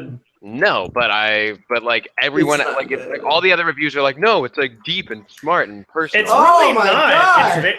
It's a movie that insists it upon itself, just like Clouds of Sils Maria. It's literally very, very shamelessly begging you to consider it as such, but it doesn't do anything to warrant that. No. You know, it's the effects are really bad. The ghost looks awful. Oh, the ghost! It was so funny. That was like a laugh out loud moment. It's just because it's one of those movies that doesn't have actual quality to it, but has a portraiture of itself. The way it's painted, is why people like it. But that doesn't make it good in a sense. I don't know why people like it. I mean, Kristen Stewart has never changed her character once in any film she's been in.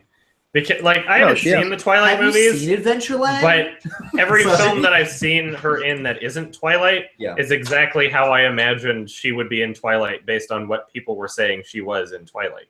And every film I've ever seen her in, she's done the exact same thing. Sure, she was good at having a little emotional spasm on the train. That was a good performance there. But if we're talking about her overall character abilities, she's just a fucking mumbler. She's a mumbler, and she's always been a mumbler in every single fucking movie she's ever in. Plays the exact same goddamn character, and then she wins a fucking French Academy Award. She was pretty appropriate playing the stoner girlfriend in American Ultra. Yeah. That movie good. It's entertaining. I would say that if I have to decide between calling it good and bad, it's good. It's a good film. It's not. I wouldn't say it's a great film. I don't like Kristen Stewart. She's never done anything other than the same thing over and over again. And she's not even the worst parts about the film. Clouds is. I mean, I have there's a video I made on Clouds of Sils Maria if you want to watch it, but I made pretty much all my criticisms there. I don't understand how people can watch the video that I made and still say no, it was a great film without really providing any reason why they thought it was great. There's a lot of people that just love his movies without really providing reasons why they loved it, and they are just basically saying oh yeah, it's considered a fact, it's an art house director and people in France really love him, therefore he's great. Provide. What did he do? What did he do that you liked about the film? It wasn't well shot. It was abysmally shot. The acting wasn't good. There were characters in the film that I had a hard time believing were actual actors. What did you like about it? It was filled with fucking weird goofs and continuity errors, and when it attempted to make a commentary on superhero big budget films, going oh yeah, superhero movies are so stupid, but instead of like Birdman, where, you know, they could actually make that commentary successfully by making a good film, Clouds of Sils Maria made parody scenes where they couldn't even accurately recreate what they were trying to parody at all. They literally just had a fucking, it looked like I was watching like fucking Battlefield, like worse than Galaxy Quest levels of like it was like a white room and a red wig, and that was it. Fucking, oh my god, what is that girl's name that everybody unfortunately, Chloe? She was awful in it. Oh my god, like I'm just being triggered thinking about this movie. It was like 3 fucking hours long. It was the most uncomfortable I've ever been in the fucking theater. I can't believe people like this director. I don't like. Apparently he's made other good movies. I don't know, but if people are saying that Clouds of Sils Maria and Personal Shopper are great, then I don't know if I ever want to watch any of his other films. You know, they're fucking trash. I can't believe people. Please, like, I want to know why people like these things. I want to know why. I haven't heard any decent arguments, or like I haven't heard anything about these movies when people say that they like them to make me go like, oh yeah, that happened. You know, like what did you like? Because they make people feel good. That's why, like nowadays we live in a world where it's like it's more about making you feel good than actual artistic quality. Like, oh, you know, I felt good watching this movie, so that means I don't know how people felt good watching the movie. I wanted to leave so fucking badly in Clouds of Sils Maria. If there's one thing that's good about Personal Shopper, is that it wasn't as boring as Clouds of Sils Maria. I went to go see that movie, and I had like the front row, like the very front row, and I wanted to leave, but I couldn't because I was like, "Did this movie get better? Can it get better?" And it didn't. Front row seats are the worst in a theater. Well, because I was like late. I was super late. It was a film festival, and I was super late, and I had a free ticket. I'm like, okay, it's free. I might as well go see it. I got the front row, and I was like, I'm not leaving until something good happens. And what do you know? Nothing good ever happened. You know what? I think I would have left, but I was at the film fest, and one of the venues is like a repurposed, like they use a church for one of the venues to like as a big theater, and the seating in there is just so, it's literally impossible to get past people, and it was fucking packed. It was so fucking packed, and we were like we would have had to go past 20 people on either side, and like people would have had to like leave in order for us to get out. Like you couldn't just walk past people in this fucking theater, so we were trapped for like 3 fucking hours. It was awful. Oh my god! I can't believe people.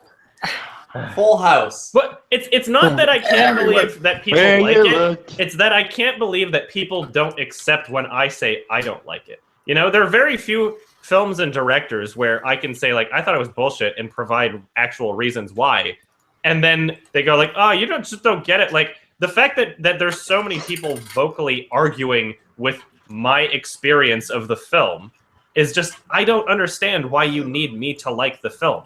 I don't understand why you need me to validate your experience because it's a fucking trash movie. Why is it called it's a Personal shitty Shopper? director? Because it's the job of Kristen Stewart. And a personal shopper is somebody who goes out for a celebrity or somebody who's famous and gets them like clothes and shit and whatever, so they don't have to go out in public. And that's her job. She's also a medium for ghosts. Woo. Very casually. Very casually. And she knows everything about it, but she has to look it up on YouTube at the same time. Constantly. And on YouTube is very, very high quality. She has the best data plan. She has the best resolution. All the 4K videos. She loves to end her sentences with spaces and then punctuation marks. She's a great person, and she just mumbles all the time.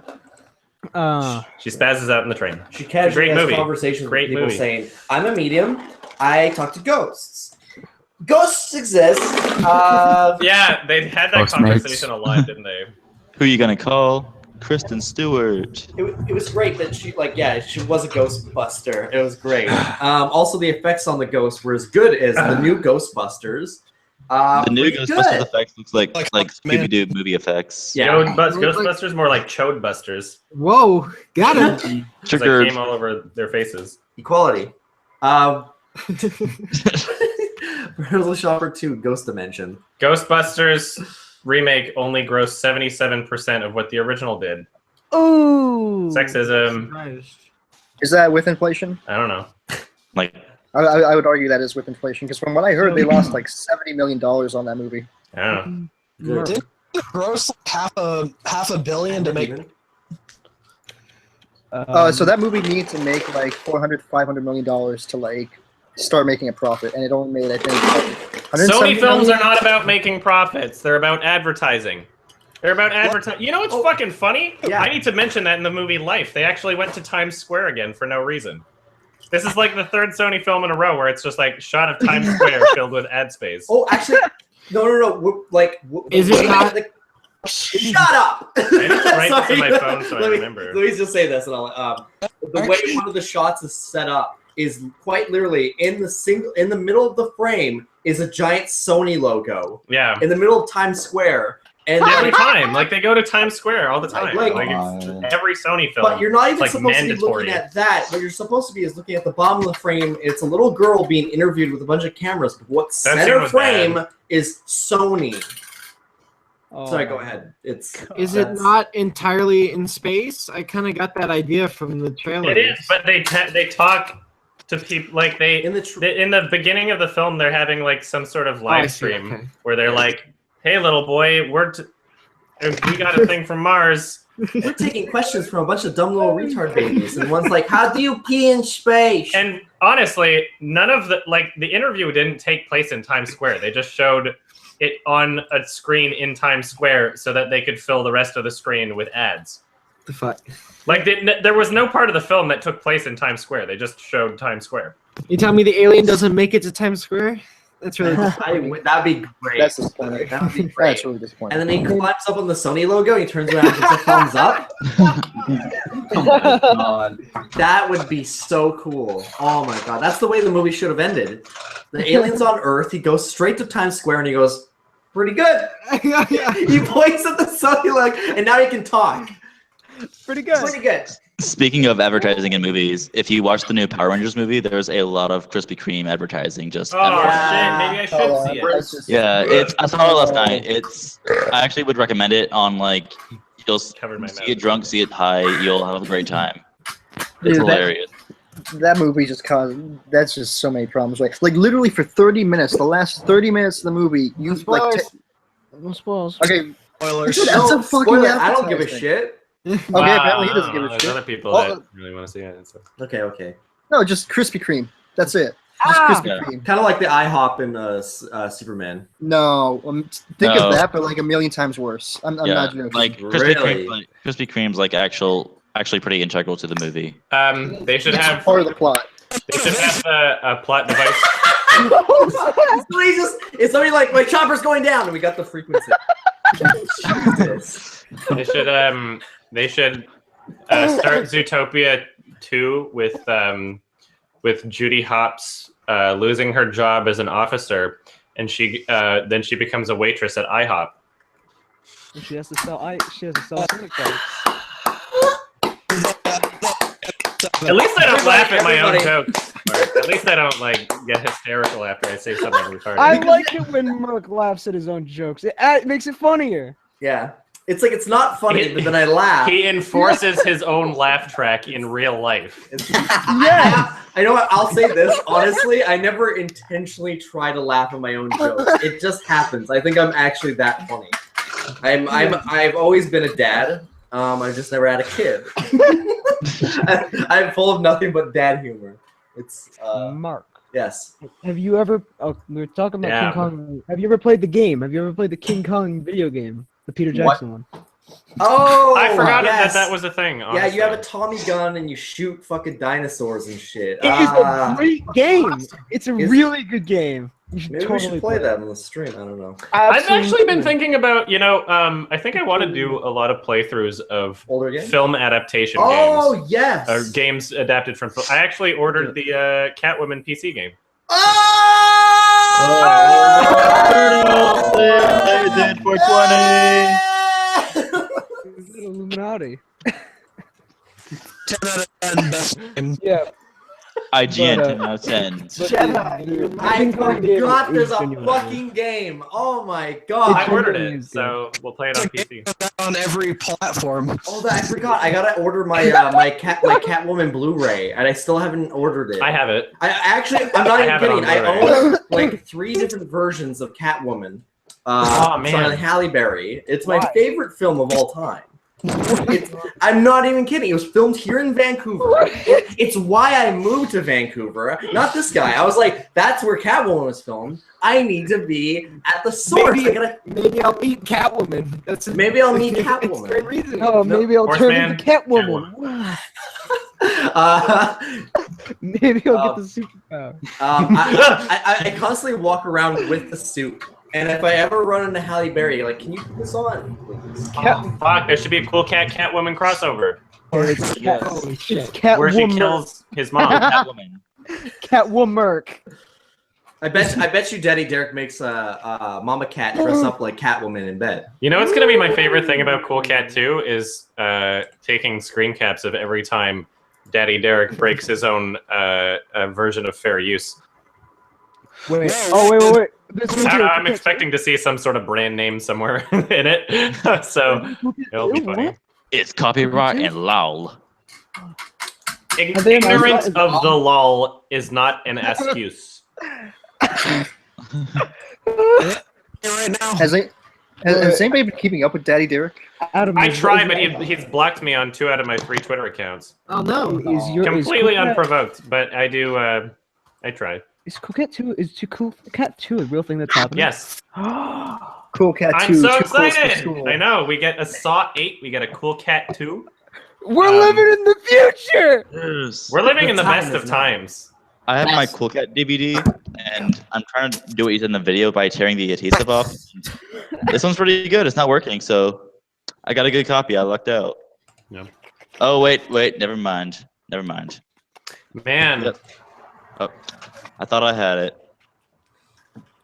I don't really have an interest. But the actual DVD itself is just really awful, like packaging-wise and like design-wise. Neil Breen's films are Cat's cooler than Barney the Dinosaur. Oh, I got a question, yes. Adam, because like you got yours signed. Did you explicitly ask Neil Breen to sign movies he sent you? I didn't. Maybe he just did that at one point, and then at some point he realized he was selling enough of them that it would take a lot of effort to sign each one, and he stopped. I know. This is the man that uses jewel cases. Tommy Wiseau still includes. Oh yeah, you order it off of his website or what? Yeah. I mean, but Neil Breen's films are not midnight movies. No, so I think signing them would imply otherwise. I want Twisted to do really well. I'm really hoping. Man, I remember when like playing on April Fool's Day on Adult Swim back in like 2009. That was a fun time. What do you think Neil Breen would do with an Avengers budget? Like something. Avengers budget? Yeah. He would do great things. $120 million. He would cure world hunger. I think his film would branch out into reality, and he would start using his powers. He would make 60 films from that budget, man. Like no, he just one movie. I wonder what he would do with $1 million. I should give him $1 million. All right, PayPal. $1 million bucks. That should be your motivation for making your first movie, so you could give. I wonder if I could, if I became like a really successful artist and I just had a shit ton of money lying around. I wonder if he would accept my $1 million producer. Oh no, yeah, he is. He's looking for film investors. I know, but I'm not rich yet. Neil Breen is actually looking for film investors in the YouTube comments section. Oh, it's funny. Yeah. Is it like a crowd raiser, or is like a minimum like budget that you have to give him, or maximum? I don't know. What he like. He didn't specify any of that. So whoever's talking with him maybe is I don't know. Because I know Spike Lee did the same thing for like one of his movies where it was like I think it was Kickstarter, and you just like donate money over the line. I would. That's probably the route that I would go. Is just have a Kickstarter perk saying if you donate this much, then you have a producer credit.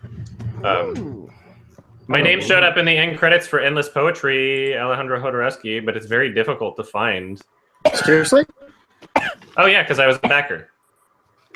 I got like poetry dollars in return. He sent me some fake money with his face printed on it. It was pretty cool. Fake money? Yeah, with his face. I'll grab them. I'll show them to you. Yes. Endless poetry. I'll entertain in the meantime. I got some racist jokes that I had ready. Please, Mark. Yeah, we got the funny one now. Making his way to the stage. Merc. Why did the Cuban want to cross the border? Why? No, I got nothing. I don't know. Why Cuban? Because he wanted to see the movie Q, but it was only in America. Oh! Cigars, maybe? Yeah, he was just trying to sell cigars up north. And Well, there's apparently. Speaking of Ant-Man is bad, man. that's a good That review. wasn't a racist joke. I got a joke. What do you Alright. call? So what do you call some guy in Alaska going to therapy?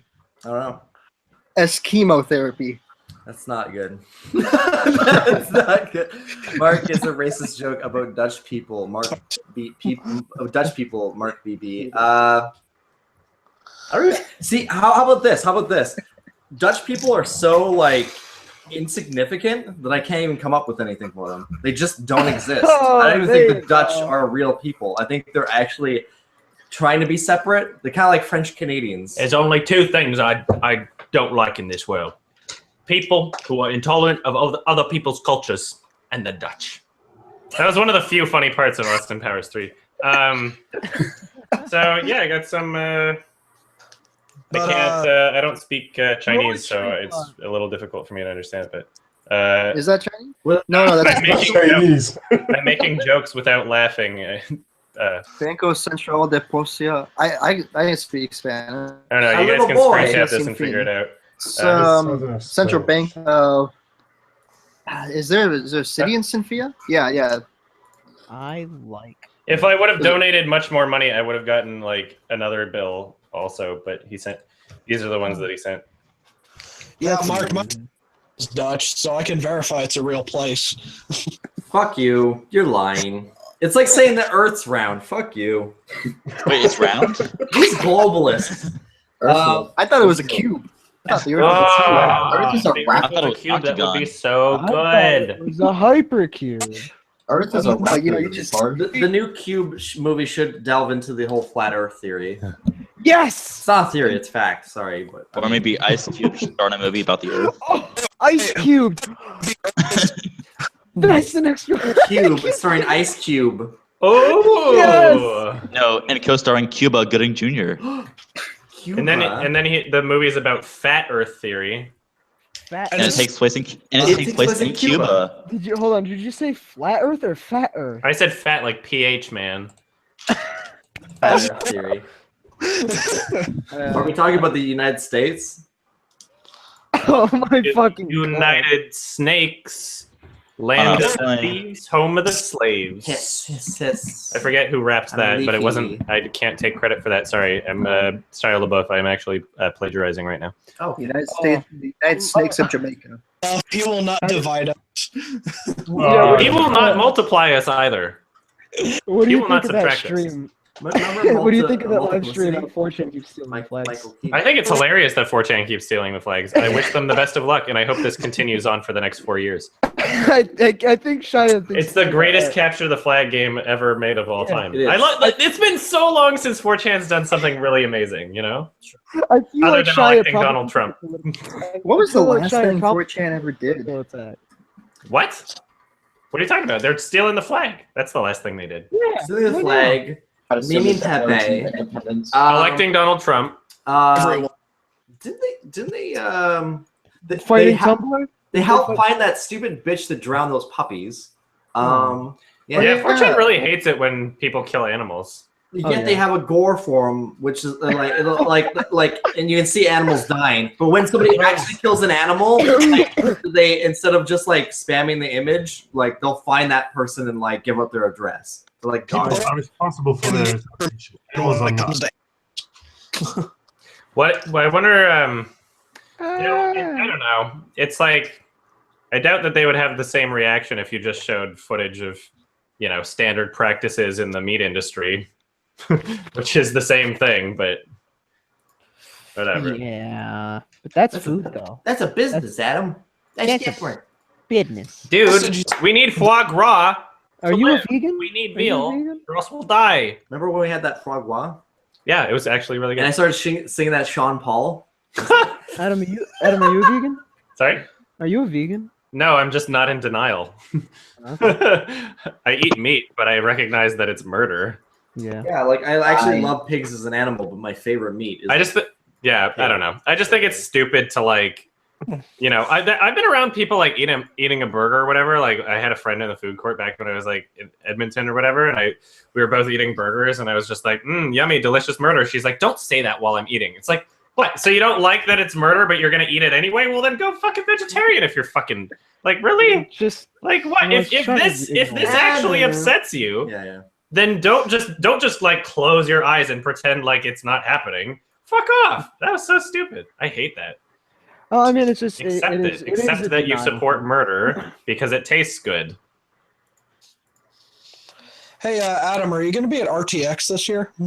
I'm planning on it. Well, please be at RTX because I ain't going, and I want some footage of Lloyd Kaufman. I hope they have another exhibit for Layers of Fear. I hope that they do it again for a second year in a row. You know what sucked? I had a convention here in Palm Springs where Lloyd Kaufman was supposed to come and he canceled last minute, and that sucked.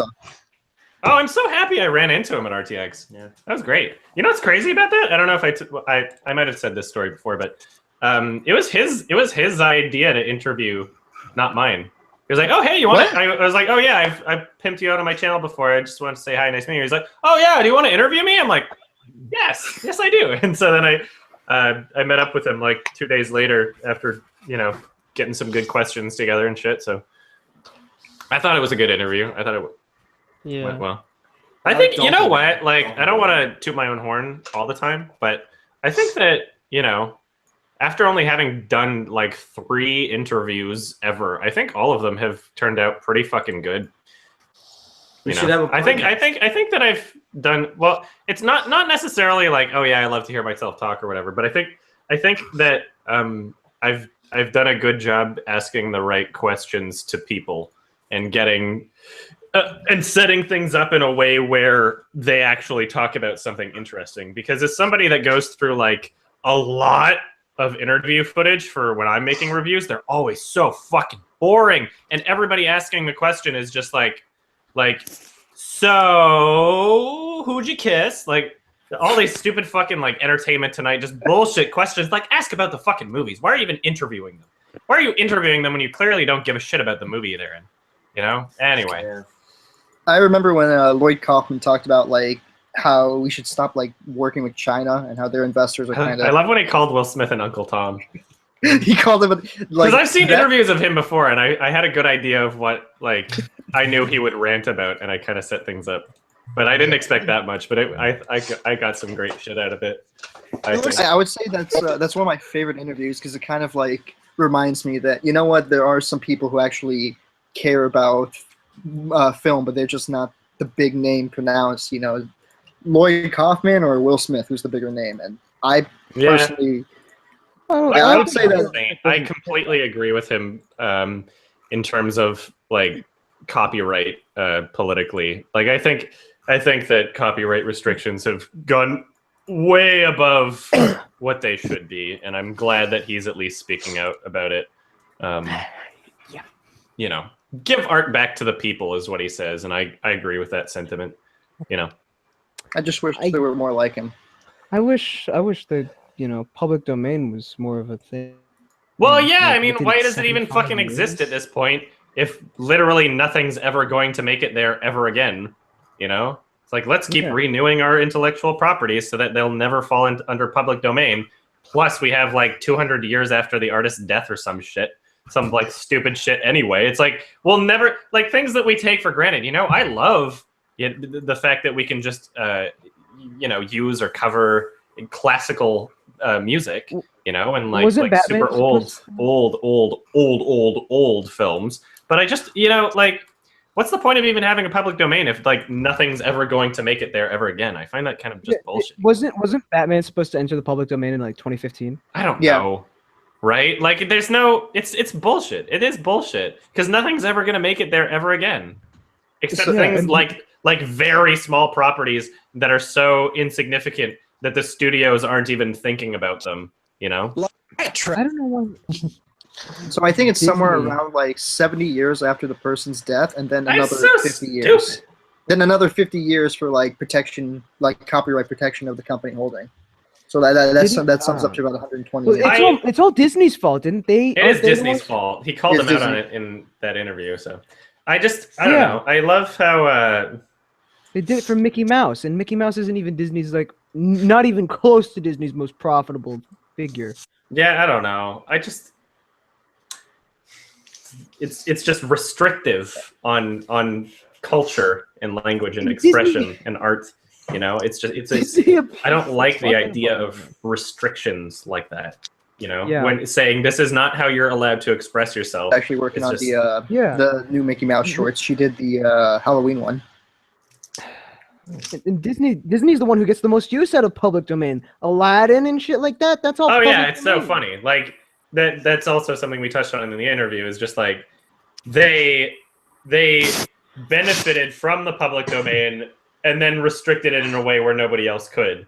You know, it's the classic fucking corporate bullshit where, you know, like the same thing with, you know, capitalism in general. It's like there's corporations that heavily benefit from the system and then rig the system so that no one else can. It's like, what? Like, you don't like the free market anymore? You're trying to rig it? Fuck off. Like, you benefited from the free market. Is Toxic Avenger public domain? I don't know. I don't know. Yeah, knowing Lloyd Kaufman, he'd probably be like, "Oh, you guys want to do a fan? Okay."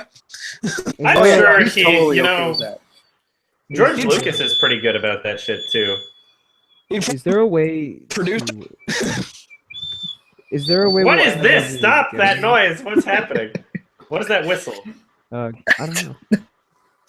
Is there a way that, like, potentially we could ever get the public domain back down? No. Like a certain amount of years? Let's figure it out. Are you a multi-billion-dollar corporation? Yes or no? No. Oh, okay. Well, sorry. Say somehow Disney had to change the part, right? So it's just like fucking Fantasyland, right? What is happening? I don't know. Like, Mark, are you farting? Whistle. Could Disney bring it back down if they wanted to? If they wanted to, I mean, like, corporations have the ability, the complete control to just lobby all the fuck they want. They just pay some buttfuck politician like $2. He goes, thank you, more. And then licks their fucking asshole. Who's whistling? Somebody stop this. I'm going to have to kick somebody or mute somebody if somebody can't figure out who the fuck's doing this shit. All right. Is it robotic? Thank you.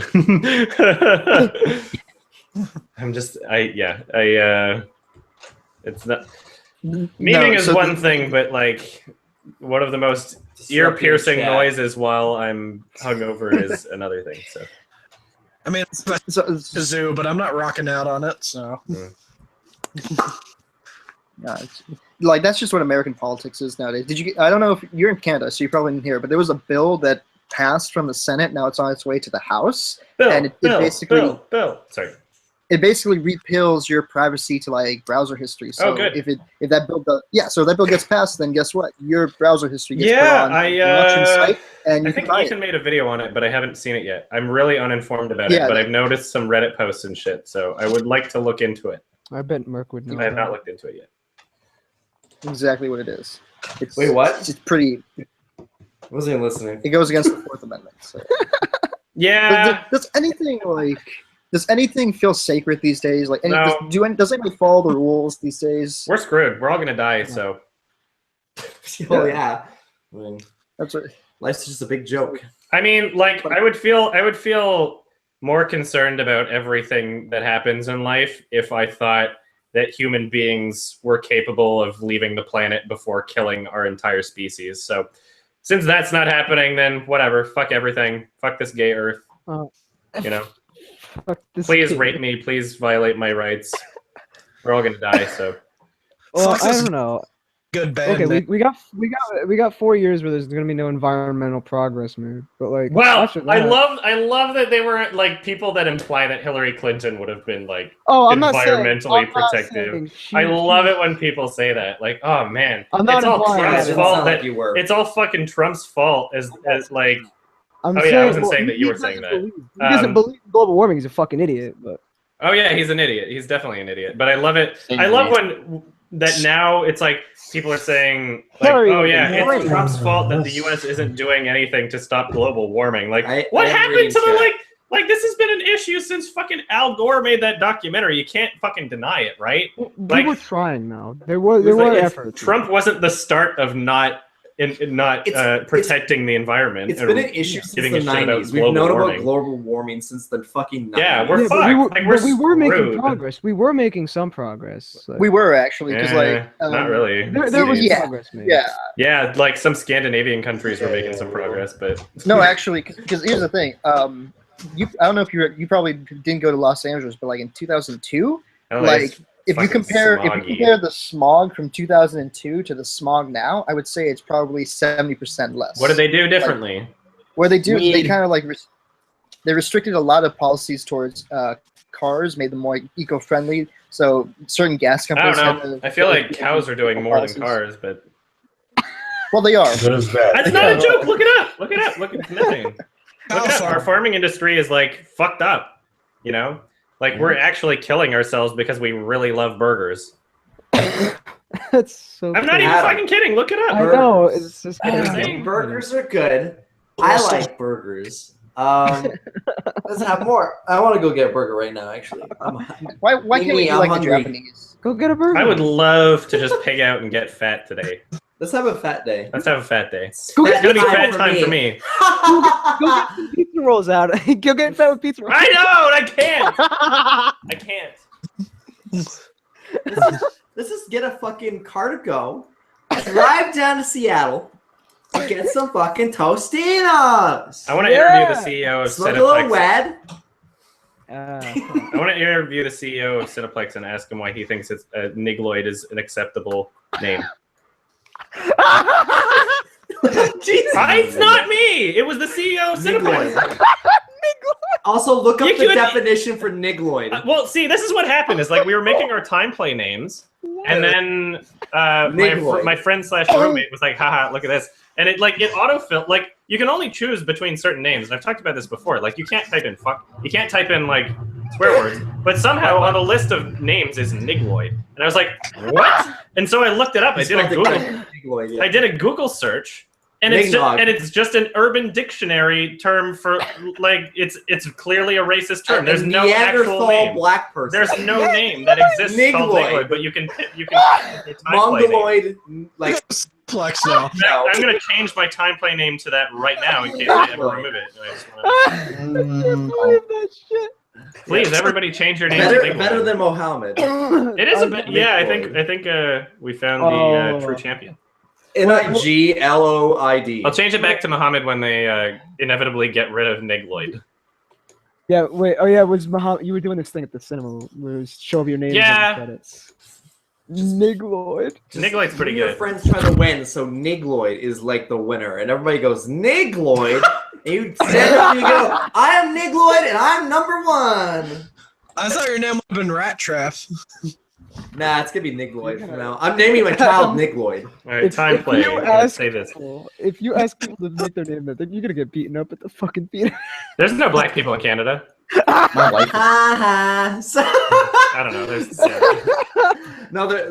like. Can you not fuck? There are, but there's so few. Like, I'm not even kidding. Like, there's so few black people in Canada. It's like it's ridiculous. All right, changing my name. Ooh, boy, I have 92,000 experience points. Ooh. Dang, Muhammad. Up now. I've been in the top 10 26 times. Okay, let's see. Nigloid. It's one of those things where it's like, even if people talk about it, it's like, how's that going to get to the fucking... How's that going to get to anybody who could make the decision? Unless it's like a big Reddit post or something. Which, don't post it on Reddit, because then our fun will be ruined, but whatever. There, my name's Nigloid now. I want a picture. What's going on? I'm sorry. Picture. Nick Lloyd. That's what's going on. Sounds amazing. Please do not choose the monkey picture, Mark. Please do not choose the monkey picture, Mark. Why did you say that? Because I know you. Because I know you very well. If you said nothing, I would have chose the rat and looked right past the monkey, but you had to say don't choose the monkey. Because now Mark's an awful man. No. You know what? I wouldn't have done it if you actually said, but now I'm gonna do it. I'll film you getting beat up. Okay. I'll film you getting beat up. I'm a strong man. I can fight them off. I'm a strong boy. Here's I don't even know what that is. I want to see that. So here's a good question: who's like the most respectable movie studio in Hollywood? You know, because we know Sony, they don't care. A24 has been doing some really cool shit. Mongrel. Too. Yeah, maybe. No, I like Mongrel. Yeah, well, I mean, they have a lot of good stuff, but they also did Nymphomaniac. Sony Pictures. A24 is pretty good. Sony, flawless every time. Never been a single bad Sony film ever. One, two. Why so films? Oh, Weezo Films. Yeah, that's pretty good. Asylum. Leica's pretty good. Oh yeah. Nah, Yeah, Leica's. disagree with Leica. Leica's been good, except for like. Sorry. Box Trolls wasn't that great. A24 is a fascinating. I guess they're a studio, but they kind of just showed up out of nowhere, and I think they might have some sort of connection with like Brad Pitt or something. Like Plan B actually that has good choices, I think. Brad Pitt's pretty good at figuring shit out like that. But yeah, A24, like they had their sights set on so many just like talented works of art somehow that they managed to find out of nowhere. It's crazy. Look at their film repertoire. Look at the films that they produce. They have a lot of cool shit on there. A24. I mean, Tusk. With Leica, I was talking about like in terms of business, rather than just like purely like, oh look, they're making great shit. Well, like what then? What do you? I don't know. Give me an example. Well, because Leica is doing probably the most costly form of animation and not with many returns. Yeah, but that's because like they're funded by the Nike company. Oh yeah, but I mean, at least they're still trying. They're still trying things. Like I wouldn't say trying. I mean, maybe in terms of like their animations, yeah, like their animations are really, really good. They're trying to keep an art form from dying, because like stop motion is like. I love traditional animation. Yeah. And stop motion. I'm just kind of sick of seeing all the 3D animation that has like the same exact look to it. Like, because everyone copied the pretend Pixar shit. Yeah, and I'm sick of that. I want to see new stuff. Like there was that movie, the Day of the Dead, the Book of Life movie. There was the Book of Life. And that had a new style. It looked great. And now Disney's doing Coco, and that's probably going to make 10 times as much more money. But that movie's using the standard Pixar style, and it is a Pixar movie. But. Yeah, but like at the end of the day, which one's going to make more money? The one that's like changes the style up and does something completely different and tries to be imaginative, or the one that's the same safe, boring film by a well-known studio, yeah, Disney animation studio. We're talking as though like this isn't just standard practice for both Disney and the film industry in general. Like this is just how shit works, man. Yeah. You know, this is why it's important to spread the word about lesser known films that actually do other things. I think. Yeah. Well, in terms of studios, like I know it's not Hollywood, but Adult Swim is actually doing a lot of cool things. Yeah. Yeah, I like them as a company. They're very they're dank. They're very with it. They allowed a show that has been canceled for 13 years to come back to life by just one fucking email. Yeah, and like one Which show was season that? to like Adult Samurai Jack. Samurai Jack is oh yeah, that's so you have to respect the business part of it too, because it's just one season. Like a show like Samurai Jack could keep going indefinitely, and they could make tons of money off the brand recognition. But they're just doing a one season thing, and I think that's pretty. I don't know if they're an extremely profitable company, but I mean, at least they have Rick and Morty now. So like, all the fucking merch money they're getting off that must be pretty fucking dank. So literally, the way the new Samurai Jack, the season 5 came up was like Gendy Tartakovsky was like, "Hey, I want to do a brand new season, like one more season," and Mike Lazar was like, "Cool, here's a blank check." Yeah, ooh, that's all it was. Good movie. Yeah, blank check. Yeah, but it's pretty cool. They're funding a passion project of someone. Yeah, and from what I hear, Gendy is actually trying to do a brand new show for Adult Swim. Adult Swim's a really cool company. They actually answer questions online, and they have polls that they actually for the audience, like what shows. Poll is always right. Well, quote John Tron 2016. No. Are we gonna talk about John Tron? Can we talk about John Tron? Can we talk about John Tron? I don't care. I think it's one of those. Can you explain this? You know what? Okay, so here's my opinion on John Tron. Is that I've been watching the guy for 7 years, and like he's easily one of my favorite YouTubers. What? Please tweet that. I don't know how I feel that he just I says something racist because it's like. Can you guys explain this photo for me? What is that? I am. It's marked up away. Check his Twitter. You'll find it on his Twitter. I'm looking at his Twitter right now. Tweet it. I did. It's Tweet it. It's at Chris Ray Gunn.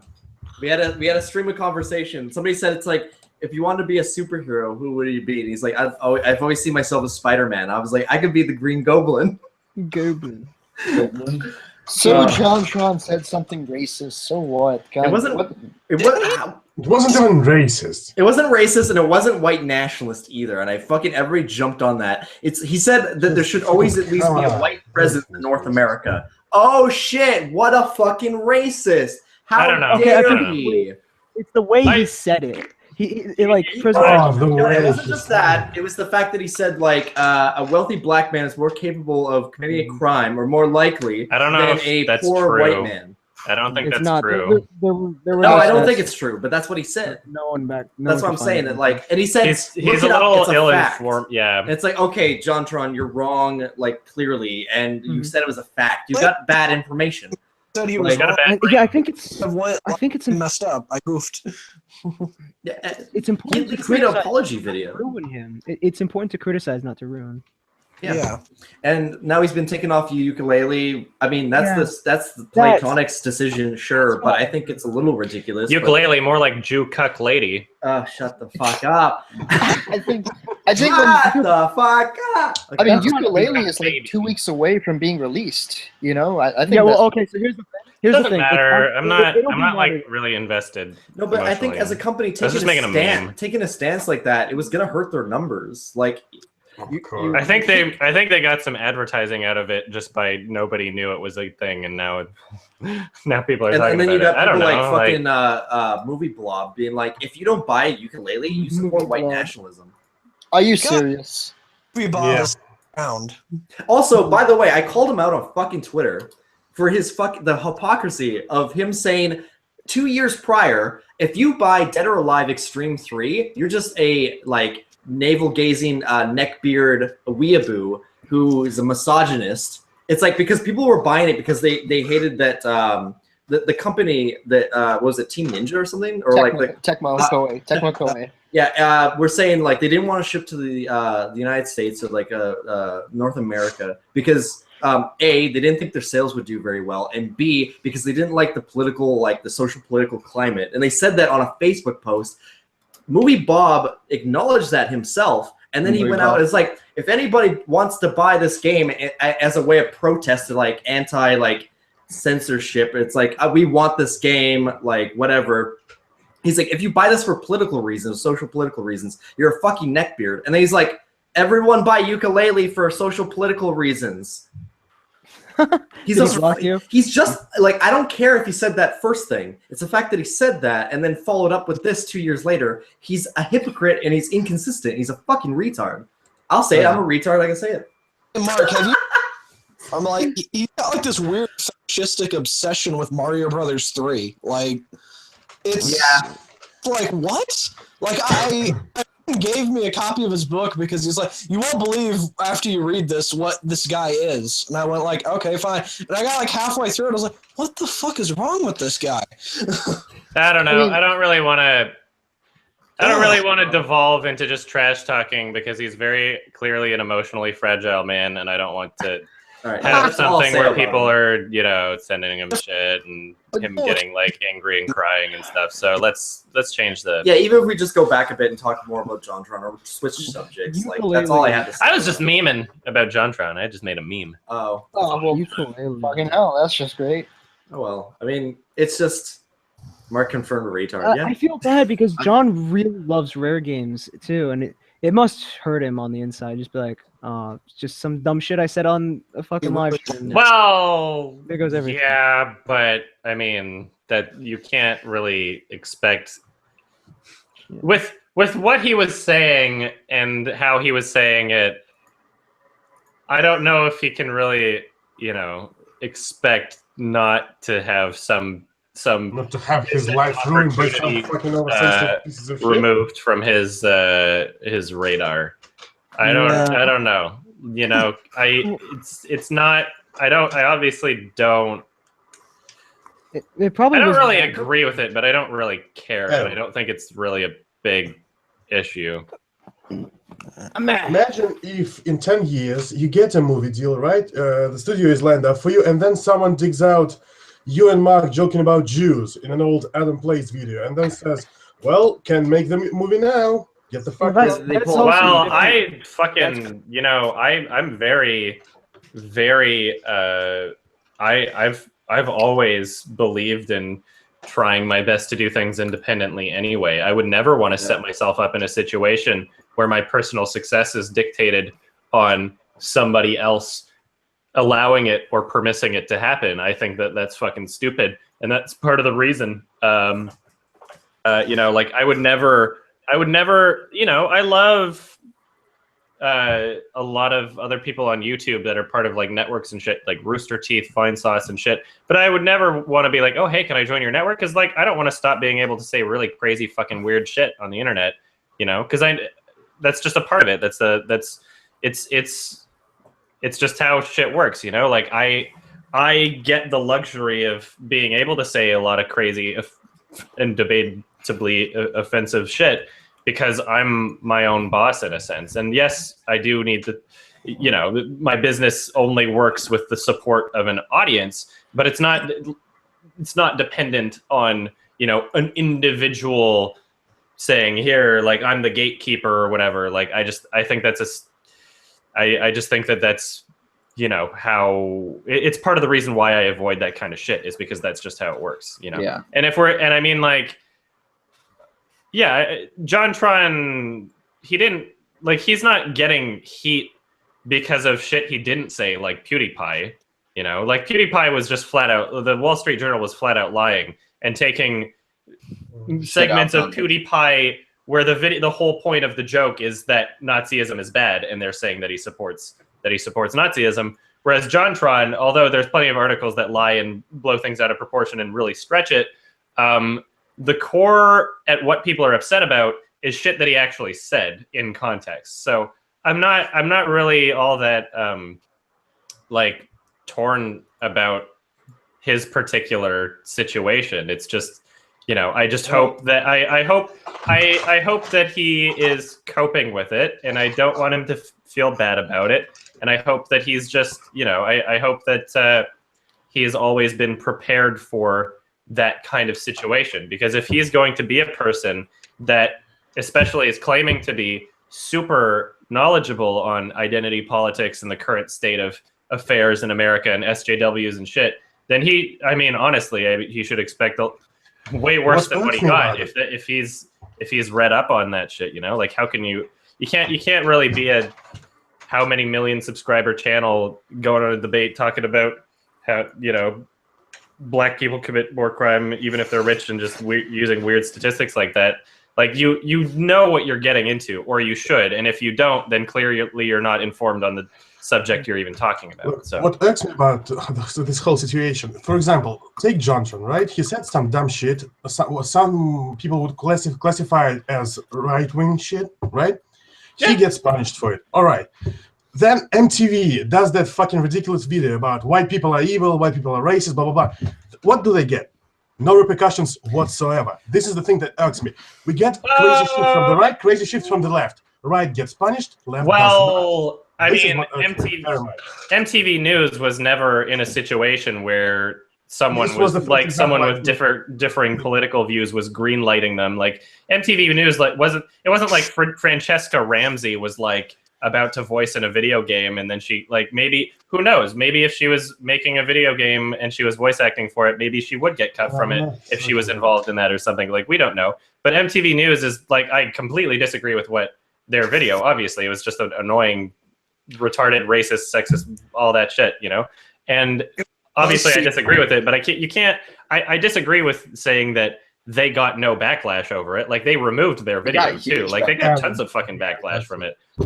Justified, I think, basically. But I mean, you know, it's not like nobody voiced their opinions on it, and it's not like nobody called them out. It's just like, you know, they're not going to lose a voice acting deal because they never had one in the works.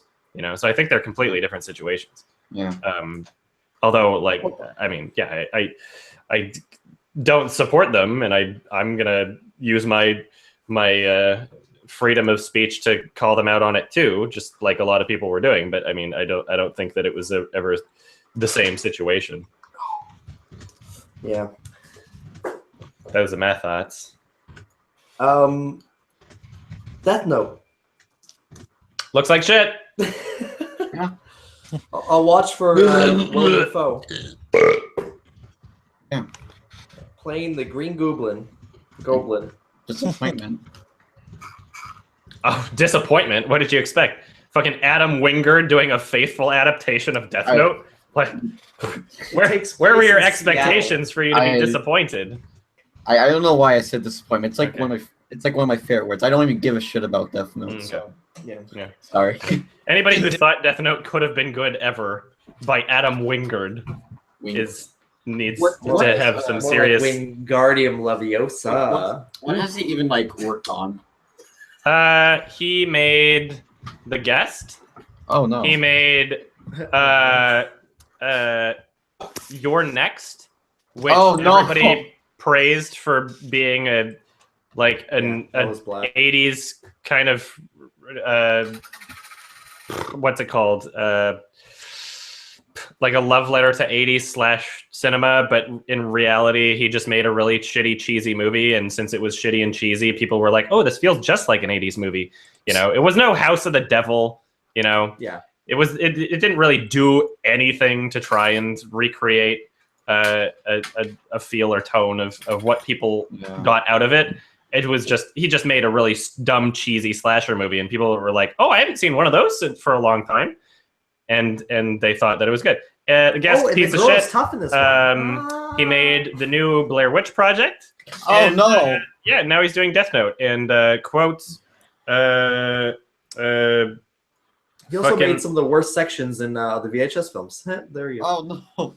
Yeah, quote Jay from Red Letter Media. He says that Adam Wingard is one of the most inventive and original and promising filmmakers of horror filmmakers, horror directors working today. I don't know if he's since updated that statement after the Blair Witch came out, but he did say that before the Blair Witch came out. See, my problem is like at that point, like who gives a shit? Like who really like? I get that people who like Death Note are probably going to be really upset, but just like with all those names behind us, like who gives a shit? Yeah. Willem Dafoe is the only reason that anybody's like. It's the only reason that anybody should want to watch it. I just want to see Willem Dafoe as Riku or no, sorry, Roku.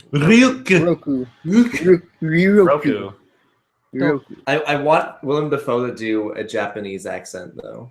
He'd be like, "Ooh, I like Appleberry movies." That is like George Takei impression. I did. You were doing your George Takei impression. There's so many points where you'll do an impression that has nothing to do with what you're actually doing. And you'll just recycle an impression that you've done before where it's worked, but you'll do it for something that doesn't work at all. No, that kind of works. That's the Riku. That sounds just like him. Riku. He's Japanese. Okay. Anyone checking out the new Ghost in the Shell movie a week from today? Oh, baby boy! Or that White Eyes... No tits, no buy. You know, I don't get why it's PG-13. No, wait, what am I talking about? They want to make money, of course. It's PG-13. Well, no shit. It's not like Logan made money or Deadpool or Deathpool. Deathpool. Kingsman Secret Service that made money. I still gotta see that. Yeah.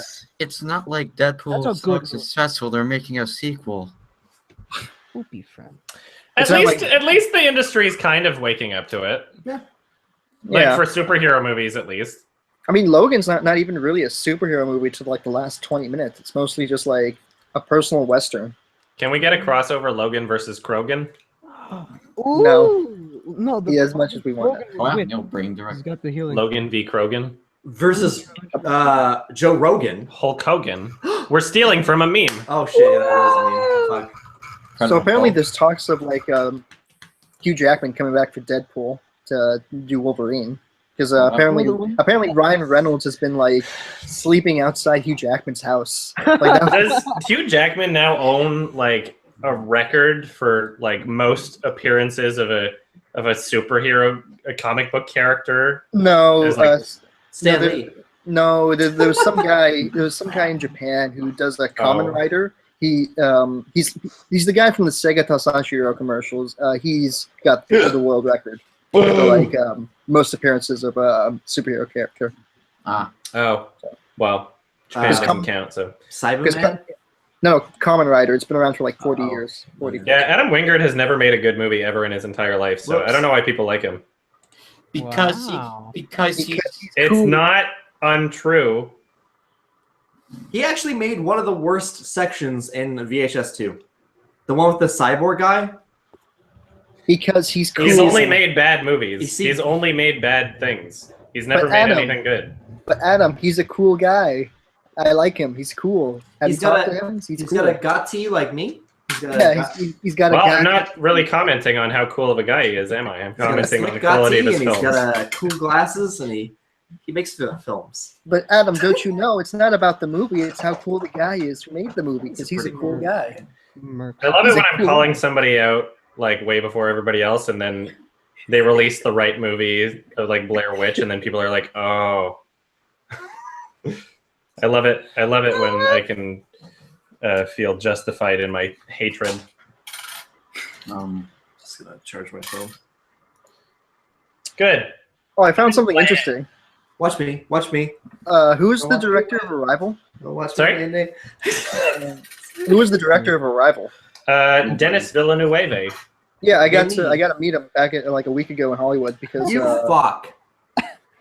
A friend of mine, so a friend of mine was having coffee with him, and then I drove down the street and I got a call, and he was like, "Hey, you won't believe who I'm talking about?" And I'm like, "Who? Just come down here to I forgot what it was. It was Earth Cafe. That's what it was." And I asked him about The Thing, the remake of The Thing. And apparently, he said that he was trapped in a room for 48 hours, and he had to write the movie.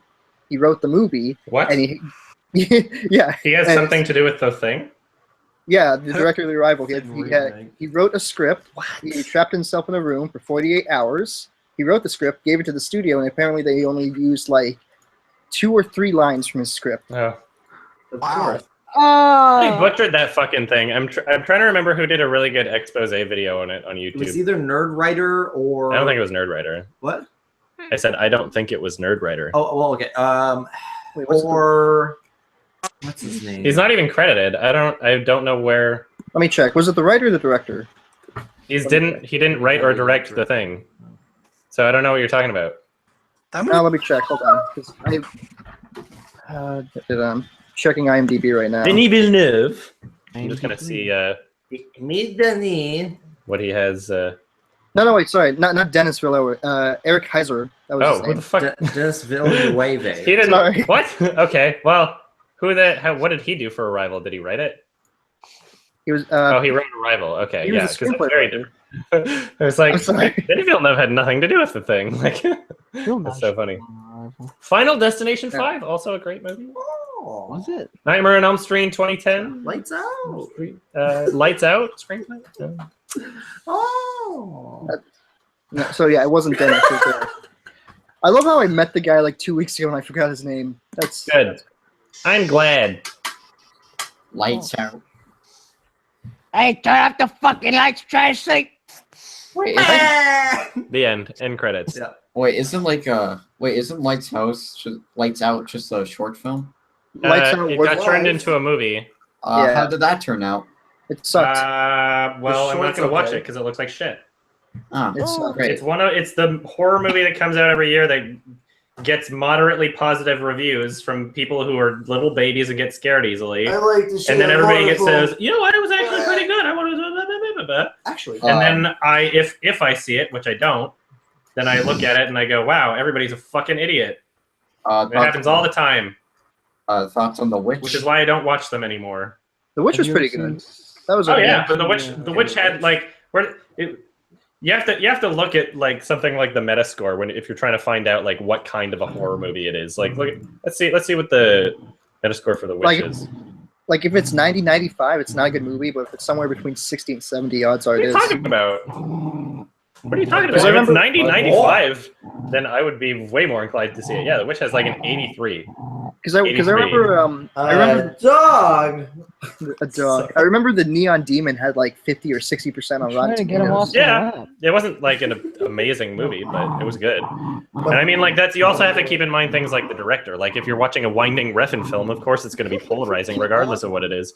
You know, unless it's Drive. Bad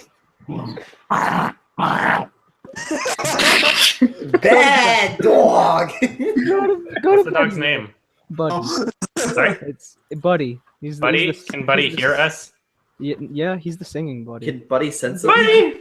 He's the singing dog. Hey, Buddy. Buddy. Buddy. He's busy in what a plate. Fucking I was gonna shitty say, dog. I thought that was a DVD. No, I thought he was eating a DVD of My Big Fat Greek Wedding too. What? No, Buddy, you want to sing? You want to sing, Buddy? You good boy. Aw. Is he a Jack Russell? Yeah. Okay. Oh, it's.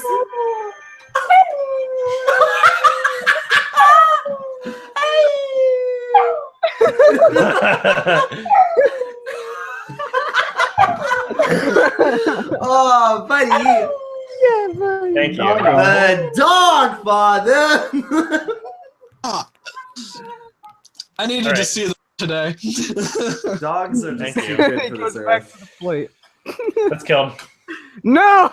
They're too good for the earth. We gotta get rid of them. Yep. Gotta put her down. Goodbye. Sorry. No, please. Aw. It's not a spoiler, but I got really sad when there's a rat that dies in life, and I was like, "Oh, my baby boy." No, not the rat. Remember. He's a cute boy. You remember the rat from Harry Potter? That was a shame. He turned into a fat man. It's me. That's literally me when I take my fursuit off. Later, J.K. Rowling tweeted that she actually meant for the rat to be gay and black.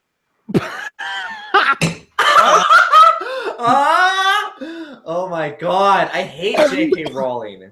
It's just she's like more like rolling around in her grave because she's so stupid that she died. Yeah, the fact that she constantly changes the continuity of her characters. Like I can understand Albus Dumbledore being gay, but like Hermione being black when like that was never really a thing. Yeah. Isn't that the whole point of writing a story that involves wizardry and magic though? So you can just go, oh, she's black. Like at any point in the story, just go, oh, things are different. Sorry. When is Hermione gay? What? I mean black. What? What? She decided well after the books were all written, well after all the movies were made, she went, Hermione's black. When? What? What? Yeah. You can't do that. Play. You can't just change. See, there's a difference when people get mad at like Marvel characters. No, she's like, sorry. I was gonna say there's multiple universes. If you want to like if everyone's gonna get pissed off at the fucking what's his name, Flame On, the Human Torch being black. It's like, okay, well, there's multiple fucking universes in the Marvel universe. Who gives a shit? He can be black. It doesn't matter. No, she's actually Rachel Dolezal. She's black on the inside. Oh, Mental on the outside. Oh no, Adam! Mark, why are you so fucking racist? I'll try to take your role. He doesn't want any black people in the wizardry films. Or No, gay people. of course not. There were, though. There were black people. Black people can't be wizards. It's the truth. Mark. No, that's not true. I have seen a black person make an entire watermelon disappear. Mark. This video. A whole bucket of chicken disappeared. I turned around. It's wizardry. There goes. This is why you were adopted. Stop this. I'm sorry. Okay, obviously, fucking joke. Wants to change the Nigloid to the monkey. Now he's talking about stop. This is a bad conversation. This is a bad conversation. I'm done. I don't want to continue down this path. No. Let's end it now. Mark confirmed Richard Spencer. We got the same haircut. I'm waiting for Adam to punch me in the back of the head. I'm non-violent. I know. I'm a non-violent man. Yeah. Oh, he's a pussy fist. Yes. Oh.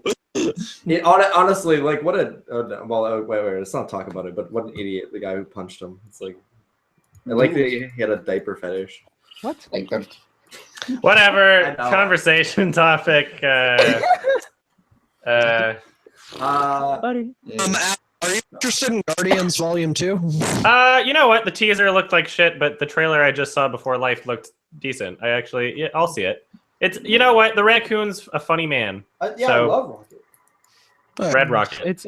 It's gonna. You know what it's gonna be, but it's just. Yeah. At least, I'm hoping it's better than the first. I don't know if I can. I don't know where my expectations should be, but it would be very, very nice and very a pleasant surprise for it to be better than the first. The first was alright. It would be a pleasant surprise. I don't know. Like I don't like if we're talking about like the action scenes are sometimes pretty bland, which is just par for the course for Marvel, and I don't know. Have you seen Superman yet? Or no, we want to. I'm gonna make him and my roommate. We should buy the 3D Blu-ray. You should. What? How come we're not talking about the most anticipated film of the year? Transformers 5: The Last Night. That's a good title. No, it isn't. Is Marky Mark in it? No, I think we built a Transformer. Who is doing Transmorphers now? What the fuck is Transmorphers? Transmorphers? Wow. Mark Wahlberg is in it, and I think what's his name? Yeah, Michael Bay is. Oh, Marky Mark is doing it. Okay. Michael Bay's back. Did he direct the fourth one? Honestly, I gave up on the fourth one. It was just like it's the same shit 4 times. Why am I falling for it? So I just kind of stopped. I gave up after the first one. I don't know what you guys. Transformers 2 is one of the worst movies I've ever seen in my entire life. Yeah. And it's hilarious. Transformers 2 is like one of the biggest pieces of shit I've ever seen. Transformers 4 for me was way worse because the length. It's just practically like. It's fucking. I don't know. Like they have Transformers 7 in production. 7. Why? It's like The Sound of Music. They haven't even thought of a 6th yet. They've never lost money. That's why. Wow. Michael Bay, this is crazy. In the words of Donald Trump, China. Shut up. No, that's why. It's making so much money, the Chinese market. Yeah, that is. Oh, yeah, that is true. Yeah, world market. It's killing it in just like let's say Japan. Well, I'm sure it's actually doing well there, but like it's mostly China. Yeah, China. Because I don't. Fuck, I'm stuttering. I don't know where it's gonna go from here. That's all right. More like Michael Gay. Well, so for Transformers 2, wow, what a fag! Transformers 2 is weird because they shot the movie first and then they wrote the script. Wait, do you remember the weed scene where Shia LaBeouf's parents got high? Yeah, we all do. That was really bad. Every single bad movie from that, every single bad moment you see from that movie, you remember for life, even if you don't want to. Do you remember when there was an old robot and he came out of the ground with a beard and a cane because he's been just in the ground a long time, so he had a cane and a beard made out of metal, but it's like, what? Yeah. They didn't design you to old starting out. You're just old. Like, why? What? It doesn't make any sense. Do you remember the SR-71 Blackbird as a Transformer? Yes, that's the same one. I went to the fucking museum where he was, and they actually had a clip of that playing, like of his transformation scene. I don't know why you would want to show the fucking Transformers movies at a place of education. Well, they had on how not to make a movie. The Blackbird's so fucking cool. It's Oh, like the one of Blackbird coolest- is cool. I got to. It's like one of the coolest planes ever. I got to ever. touch it. Oh fuck! I want to touch a Blackbird. Go touch the Blackbird. Go, Merc, go right now. Go. Where is it, Linden? No, it's in like Washington. Yeah. Washington. Washington, America. Washington. Worcestershire sauce. It's like it's in Nigeria. That's cool. No, I'd like to actually see the Blackbird. Heads up, Hangout's ending in like 20 minutes. Okay. Oh man. Or less. Probably just 20 minutes. Did you see Lego Batman? No. Lego Batman was alright. What'd you think? Like, Adam. Sorry, what? What'd you think of Lego Batman? I didn't see it. Oh wow. Really? Well, I loved the first Lego movie, and this one had substantially worse reviews, and so I decided I'll see it, but not in theaters. And it's not by the same writers or directors. It was alright. Exactly. Which is why I didn't see it. I had a wait time. Now, with the childhood trauma series, what's the next YMS project? Like actual YMS, or because I mean, I'm working on Synecdoche, New York, in my 2015 list. Please just work on New York. I guess to narrow it down a little bit, just strictly YMS review wise. That's a secret. I love Speaking of significantly worse reviews, who's making the Emoji movie actually? No, I directed it actually. Oh god. Then I know it'll at least be ironic and self-aware. Literally a comedy. Not ironic, it's genuine. This is my passion project. The Emoji movie is my passion. I'm living out my fantasy of a world where I could express myself through emotions. And before Emoji movie fetish art. You know, I masturbate to it every day. Why is there always a black-haired, blue streak or pink streaked girl in all these new movies? Like I don't know. Trolls. Yeah, the Lego movie started it, I think. Lego, yeah, that's. I think they were. Actually, weren't they making fun of that troll in the Lego movie? The Lego movie was smart. Yeah, but it didn't necessarily take a hard stance.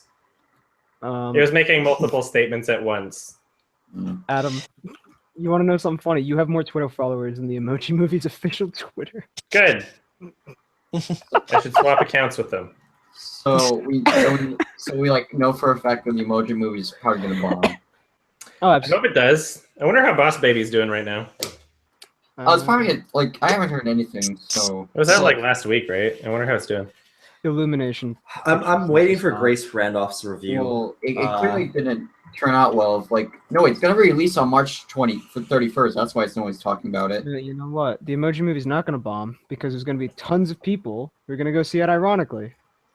Oh, fuck. I hope everyone has their phones out and are texting the entire fucking movie. No, there's no box office information for the Boss Baby yet. It just came out. Everyone make back its money. And you look at the Emoji movie teasers on Twitter, and everyone's just fucking spamming memes about getting out. So it's clear no one's gonna really like it. Ooh. Well, I mean, it's pretty obvious by the premise the Emoji movie is not going to be a good movie. I don't think you could make a good movie out of that. I don't think Sony can make a good movie unless he makes unless he makes some type of documentary about emojis. Otherwise, I don't know how you would do that. I wonder if there's going to be a shot of Times Square in the Emoji movie. Yes, oh, absolutely, there will be. It'll be through some phone. Easy. It's going to be some. Everybody's going to have an Ericsson. It's going to zoom into a Sony phone. Yep. Oh my god, you're absolutely right. It's going to be a fucking Sony phone. Adam, I was a little curious about something because I actually found you through your music. I was curious, how's the next album coming? It's coming along very well. I am considering purchasing 2 more instruments that I feel could work for some things. Like your rusty Sorry? Like your rusty trumpet? That's not even the correct saying. Yeah. But it's a rusty trombone. Oh, I'm trying to be dumb. That's all right. Yeah, it's coming along very nicely. It will be. I'm pretty sure that at the very latest it would be out like January 2018. So Adam, I have a question. So like, let's say you're making your first feature filming, not like your first feature film, like first film ever, like you have past experience with it, but you don't have a big budget. Would you start out with like taking a long time working on this big project, or would you start out extremely small? I don't know I don't know how to answer that. I'm sorry. Anything I make is completely 100% dependent on what I have available at the time, like resource wise and talent wise and etc. So I can't make those kind of comments without being in that at the moment, you know. So your first film will be about furry. Right. Yeah, it's gonna be a documentary where it's basically just me hiding a GoPro behind a fursuit head so the world can see what it looks like to be a fucking retard. I would actually watch a documentary on furries. It's interesting. There's a lot of documentaries on furries. Really? Made by furries. Oh. Bias. There's a decent one called Fursonas. Made by the fans for the fans. It's in the game. I actually have to leave, but I had one question, and I know you've probably gotten this a bit. How did you and Mark meet? Facebook. Oh wait, no, your website, ims.org, and you messaged me back on the Sucker Punch video. Everyone was like, Adam, they're World War I soldiers, you dumbass. And then I said, yeah, Adam, your entire review is completely invalid now that you fucked up on them being World War II or World War I German soldiers and not World War II Nazis. And it's steampunk like magical land. It's like, so you're fucking wrong and you're an idiot. It was obvious sarcasm and you laughed at it, and then all of a sudden you added me on Facebook. You don't know if I laughed at it. You wrote LOL. That means nothing. There's a lot. Yeah, and then the rest is history. Okay. Cyber all right. history. I did have one more. I'm sorry if I'm hijacking the conversation. No, go for it. All right. How are you enjoying Deadly Premonition? Because that's one of my favorite games. We've beaten it. We've beaten it already. It was amazing. But we're only releasing them as fast as Mark's editing through the plays videos. Yeah. So, Because I've recommended it to a couple of my friends, and like, what is it? I'm like, it's Twin Peaks. Hilarious. It's pretty funny. Like, yeah, if you've never watched Twin Peaks, that's like pretty much what the game is. Like, it's kind of incredible. It's hilarious. Yeah, it's a complete ripoff. You know what? The best game ever made. I actually cut this from the latest Deadly Premonition video, but there was a moment where I said that like a joke like, this is probably why everyone plays to a certain point in this game and then quits. I'm not even fucking shitting you. Try to look up a full playthrough on fucking YouTube. That's like no commentary. They barely exist. Most people play the first hour of the game and stop. Even Let's Play channels. They're like, that's their thing. They play an hour of the game and fucking stop outright. Like, we almost didn't get past the third chapter because it crashed. Yeah. And we had to find a workaround to get past it and skip the cutscenes. The channel that got me into that game was the Two Best Friends. Yes. They did a playthrough on it. Yeah, they've actually finished it. Yeah. That's what got me into it. And I was like, oh shit, I gotta play this. Was it Spoonie played it? He played the first opening section, like where you go through the forest and you meet up with like the sheriff and the girl. He ended his playthrough there. He stopped playing it. Everybody, it's like you haven't even like played the game. That's literally the tutorial level, and like people quit then. Yeah, the center sandwich moment. Oh my god, it's a good game. This sandwich of your past sins. It's so good. I swear he's an amazing man. I'm still. He shouldn't have chosen Xbox One for his other game. For D4, he should have done it on PS4. It was a bad idea to do it on Xbox One. Nobody on X like people. people would be all over that shit on PS4. Like that's the kind of market you'd want, but nobody bought it on Expo, and so now it's like he couldn't even fucking finish his goddamn game. Yeah, it's like making fucking DOA Extreme 3 Xbox exclusive. Yeah, all the Halo dude bros aren't gonna want like a volleyball game. Well, none of the Halo dude.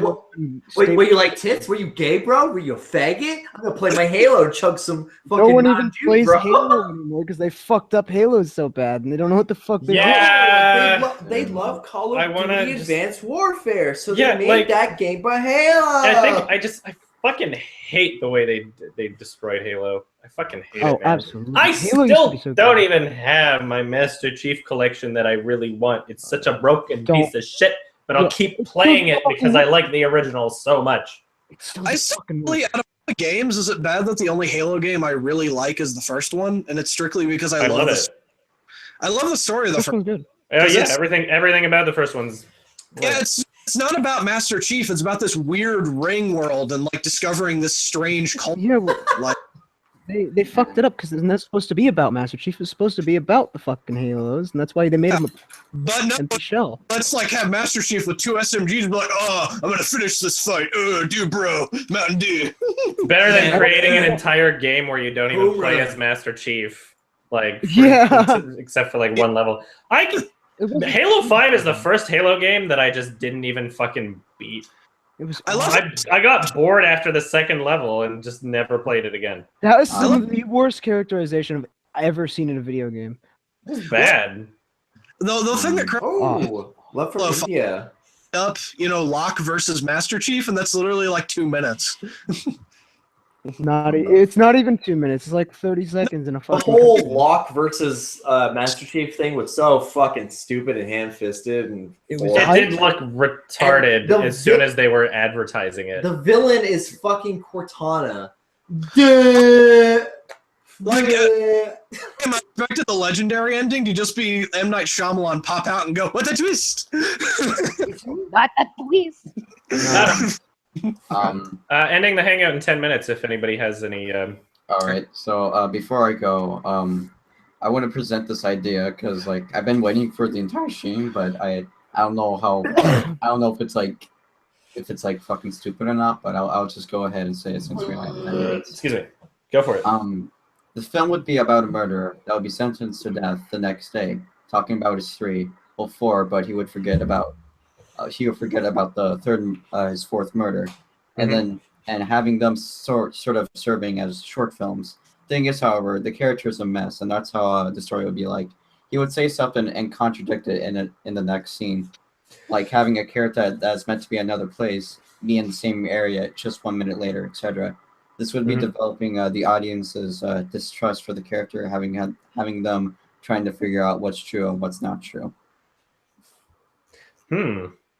It honestly, whenever people ask me about concepts, I always have to say that it really depends on how it's presented.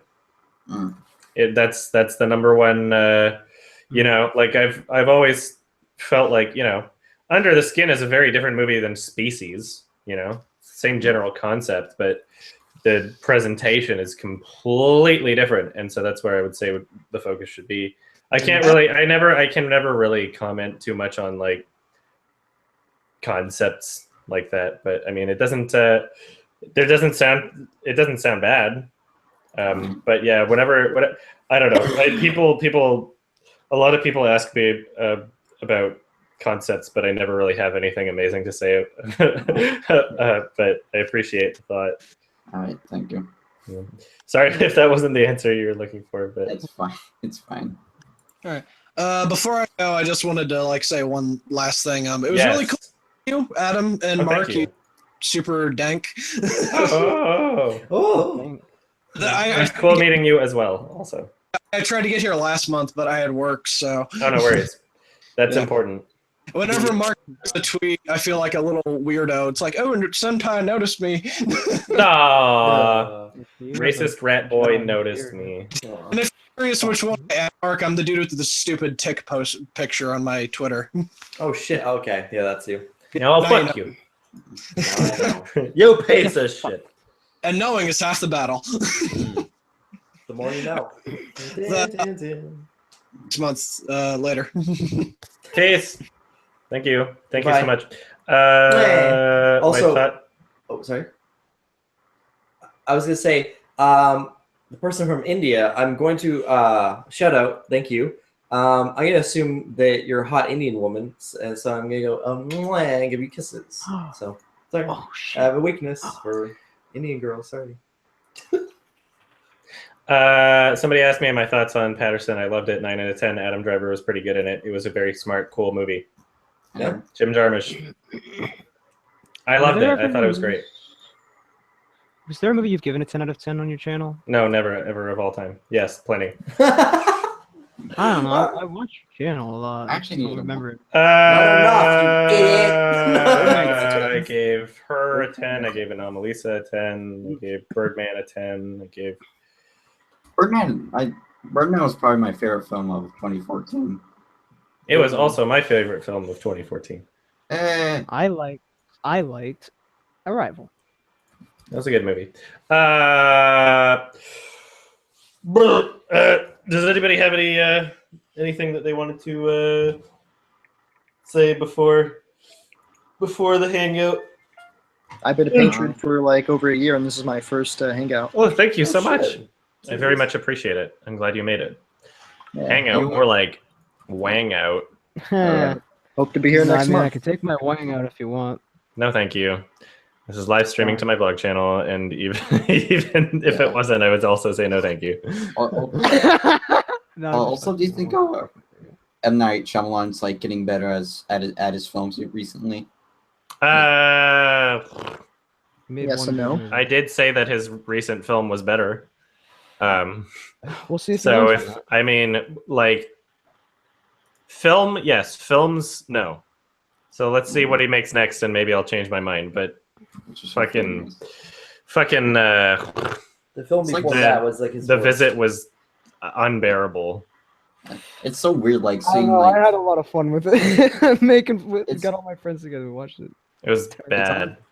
It's terrible. It's honestly like so weird that like he was considered like the next Kubrick or Spielberg at one point, but now it's surprised that he made it in an okay film. It's like it's so weird.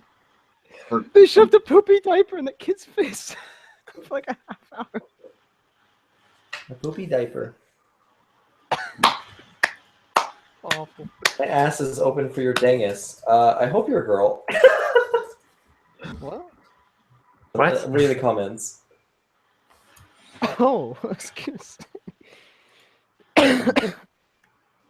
Alright. Ladies and gentlemen, we got him. We come? What? We got him. Oh, I need to finish that life quickie. Yeah. Oh, Adam Driver was in silence. Merc. He was. He was. Somebody's got a question for you. Yes. Merc, do you know when the next episode of Pokemon's coming out? Oh, that's exactly what I'm working on right now. Yay! Oh, because he's editing with his feet right now. Yes. That is my favorite. He's on the channel. I got monkey toes actually. I've been typing this whole time, and the only reason you didn't get a Pokemon episode last month was because the Oscars kind of took that like 1 month video spot. Okay. All right, I'm gonna go and yeah. Thank you so much. Thank you so much for joining. And I'm gonna actually in the hangout now and keep working on that shit like halfway through the quickie. Thank you so very, very, very, very much for your patronage and for your support and your watching and your lovely, lovely voices. And thank you everybody in the comments section. Also, thank you everybody for hanging out. Thank you for calling Mark out on his bullshit. Everybody needs to keep him in check. No. He needs to know his place. No. Never. Stop. Sorry, what do you want to say? I was gonna say, if you are indeed a hot Indian woman, please hit me up on Twitter. I will trade dick pics with you. I'll give you a dick pic, and you give me a puss pic, and a bean flick. Hit me up on Twitter. It's at Merc with an E instead of an A. D English. The rest of it's spelt fine. It's Mark D English, but with a E instead of an A. @twitter.com. Okay. Private message me your puss, and I will send a dick. All right. Bye, and I'm ready for New York. Yes. Bye bye, everybody. Is there anything else anybody wants to say? No? We're good? Okay. No. Thank you so much for hanging out. I'll post the I'll make an update for the next hangout date in the next week or something. Thank you so much. Bye bye.